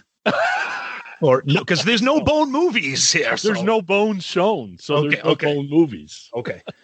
All right. So for me, over the last few months, whatever, with the pandemic, people been at home and had a lot of time to watch movies and TV shows. And I've said it many times, I'm a horror movie fan. That's what I surround myself with. But a lot of times I'm watching those by myself. But sometimes if I'm tired and I don't feel like focusing on a movie, I will find a sitcom, where 25-minute episodes, not a big commitment. And Seinfeld and The Office are my shows. I've watched them religiously. I've actually just started, I think, The Office again, for the millionth time, and I do the same thing. But one show that I never watched when it was on, and I've heard good things about, and the first season was a little touch and go. And then like most sitcoms, like the first couple seasons of Seinfeld are even a little touch and go, and then it hits its groove. And that is Parks and Recreation. I plowed through that entire show. It's made by the same people that do The Office. It pretty much is The Office. Okay. But it takes place at a little town in Indiana, and it's a Parks and Recreation department. Every character has their own little niche, just like The Office. It's filmed with, the same kind of style, people looking at the camera, that people talking to the camera. It is fucking hilarious. If you like The Office, if you like sitcoms, if you like stupidity, if you like characters, it is just so much fun. I plowed through it. I couldn't stop watching it. I was sad when it was over. I'm like, I miss these people. So of course, then I just just started watching The Office again. But Parks and Rec, I know it's a popular show. I'm not turning people on to anything they've never heard of. But if you've never gotten into it or you never gave it a shot, it's on Netflix. It's just fucking unbelievable. I had such a fun time with it. I tried that show. I need somebody to give me 10 episodes to watch, because I did not like that show. Okay, and here's the thing. A lot of people Amy Poehler, not a big fan, whatever. Okay, in the first season, like I said, it was touch and go. Second season, they introduced some new characters, and then, like I said, the show found its groove, it took off, and the show wasn't just about Amy Poehler. She's a character in the show, but just like The Office, Michael Scott is not every episode. You got Jim, you got Dwight, and that's how Parks and Rec turned. It made that turn where even if you're not a fan of this character or that character, every episode revolves around everybody pretty much evenly. So I would give it a shot. Like I said, the first season, a little bit sketchy like most new sitcoms, but it finds its groove second season onward. Zeus. Okay. So for me, I've switched as this episode went on what I'm going to pick, because I can never fucking do this. I always wait till the last minute. So for me, a show that I watched, they're filming, I think, season 3. 2 seasons are on, and it's on HBO, and it's called Succession. I don't know if any of you guys have seen it. Love it. Okay. So it's about a guy named Logan Roy. He's played by the awesome actor Brian Cox. It's supposedly loosely based not on the actual kids and their personalities, but the Murdoch family, where the guy owns this media conglomerate, and he has some sort of a health scare, and he's older, and now his kids are all battling, and they're not they're to take over and who's going to control the empire. And everything is PR related and power moves and backstabbing, and how the industry works and how the rich people live. It's just little subtle things you pick up on the show, like the way they talk to other staff members, or like the little people, how these rich people are just complete fucking dicks. And it's not many redeeming people on the show. Even one of the kids, the nephew that you start off watching the show, like he's like a removed nephew who wants to learn from the family. You want to think of him as like the good guy who's going to do it. He's a shitbag. They're all shitbags. Everybody's an asshole. And there's no good person. Maybe you like his wife in the show, and you're thinking she might be a nice person. She's ethical. Everybody's an asshole. Everyone's got a backstory. So it's hard sometimes to but you get caught up in the drama. Is he going to lose the company? Is the son, who you think, the main son in the story, going to be the one that's going to take over? And there's been different parts of the show in 2 years where every one of the kids you think is going to take over, or maybe a third party is. And you're like, and at the end, every episode of the season, you're like, how the fuck did they survive this? How the fuck did they survive? Season 2 ended, and I was like, how the fuck is he going to get over this? Because it's almost like everything acts like the end of the earth, because this is how this is going to get paid in the public. Oh, we got to get over and get in front of this, how the media is going to take this. And it's just like, holy shit, who wants to live like this? And in the meantime, you see it's almost like Dynasty or Dallas, how the rich people live. And we're talking billionaire rich, media conglomerates, and how they like get the senator on the phone, or get this guy who's running for office for president, get him on the phone, and how everything revolves. The acting is off the charts. Brian Cox is just such a great actor. I love him in anything he does. It's a great show. If you watch it, you'll be fucking hooked big time on it. And there's always shit in the show that happens when you're just watching an episode, you're waiting for something to happen, and all of a sudden a completely off the fucking radar shit happens in the middle. And you're like, where the fuck did this stuff come? You got to deal with this. Now you got to deal with this. It's crazy. HBO. Yeah. Okay. Yeah. And Tom, one of the things that Succession does, similar to The Office, so you get the normal pan shots that you would get on a professional sitcom like The Office, right? And then you know how sometimes they go into the office and then it kind of feels like a hidden camera type situation. They do the same thing with Succession. Okay. Is that at times it's very professionally HBO series, blah, blah, blah. And then at times it feels a little more personal. And that's how they kind of make it personal. And that's kind of what hooks you, I think. Okay, cool. Yeah. Nice. Yeah, great show. So, Sonny, anything you want to push? Drugs? No. Bad habits? Porn movies. Don't worry about no-bone movies. No-bone movies are bad. No, all is going well at Growing Up Rock. We're past our 3rd year, and we are coming up on episode 300. I think 300 is recording 2 weeks from now at Podcast Rock City. So should be fun. Awesome. Tom? And we are Shouted Out Loudcast. If you're listening to us now on the bonus episode, we're an all Kiss podcast. New episodes drop every Saturday. You can email us at shoutedoutloudcast@gmail.com. Email us about this episode or our Kiss shows. Give us ideas for albums we may or may not listen to. Who knows? We're on all the social medias, Twitter, Facebook, Instagram. We're very interactive with our followers and our fans. Our show can be found on all the major podcast platforms. We're part of the great Pantheon podcast family network, and we're on all the big platforms out there. If there's a particular platform that you listen to your podcast and you can't find us, let us know. But we should be everywhere that you're listening. And we have an awesome Facebook group, the Shouted Out Loudcasters. It's a great place where Kiss fans of all eras and all ages can share stories, pictures, whatever. So jump on there if you want to have some fun. And all Kiss all the time, except for once a month with Sonny, where we talk about all the albums that we love. And don't forget Ed at clicktshop.com. Ed at clicktshop.com. He pushes promotes our Shouted Out Loudcast gear and a few of our fellow podcasters shows. And he's got incredible gear of Kiss gear that he has, Kiss inspired gear. T-shirts are phenomenal. Check out Ed at clicktshop.com. Don't forget to give us those 5-star child reviews on podchaser.com, on itunes.com, And remember those emails, shoutitoutloudcast@gmail.com, shoutitoutloudcast@gmail.com.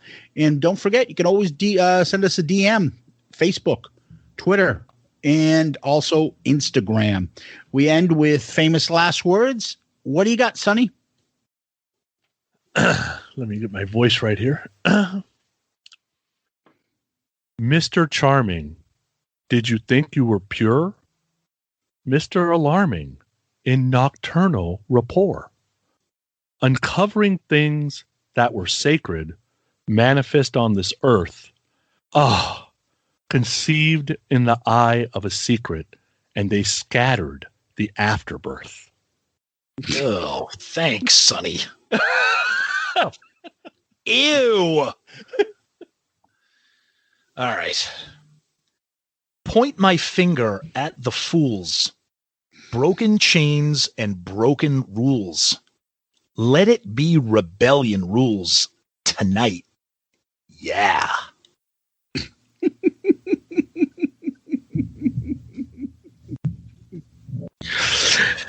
All right. How am I supposed to know? Hitting meanings that will never show. Fools and prophets from the past. Life's a stage, and we're all in the cast. Beautiful. Beautiful. So what I do is I print out all the lyrics and highlight what I'm going to say, and then we decide who takes what part of the album. I had the exact lyrics highlighted for both of those songs. That is pretty unbelievable. And if we're recording on Skype with video, and as I read my lyrics, Sonny held up his sheet. As Zeus read his lyrics, Sonny held up his sheet, and he did. He's Mr. Crowley. He predicted us. He's black magic. He is Mr. fucking Crowley. Mr. Pooney. Boom, boom, boom. Did you watch some good porn? Boom. Oh, boy. Oh, God. Anyway, on that note, thank you, Sonny. Thank you, Zeus. Great time as always. I love these bonus episodes. And boy, was I way off when I said, wow, there's only 8 songs and an instrumental. This won't be as long as the other bonus episodes. Thank you, guys. A blast as always. And thank you, fans out there. I hope you guys had fun with this one. Thanks for having me again. Great time. Thank you, Sonny. Thank you, Tom. Thank you, Kiss Army. Peace out, Girl Scout. We love you!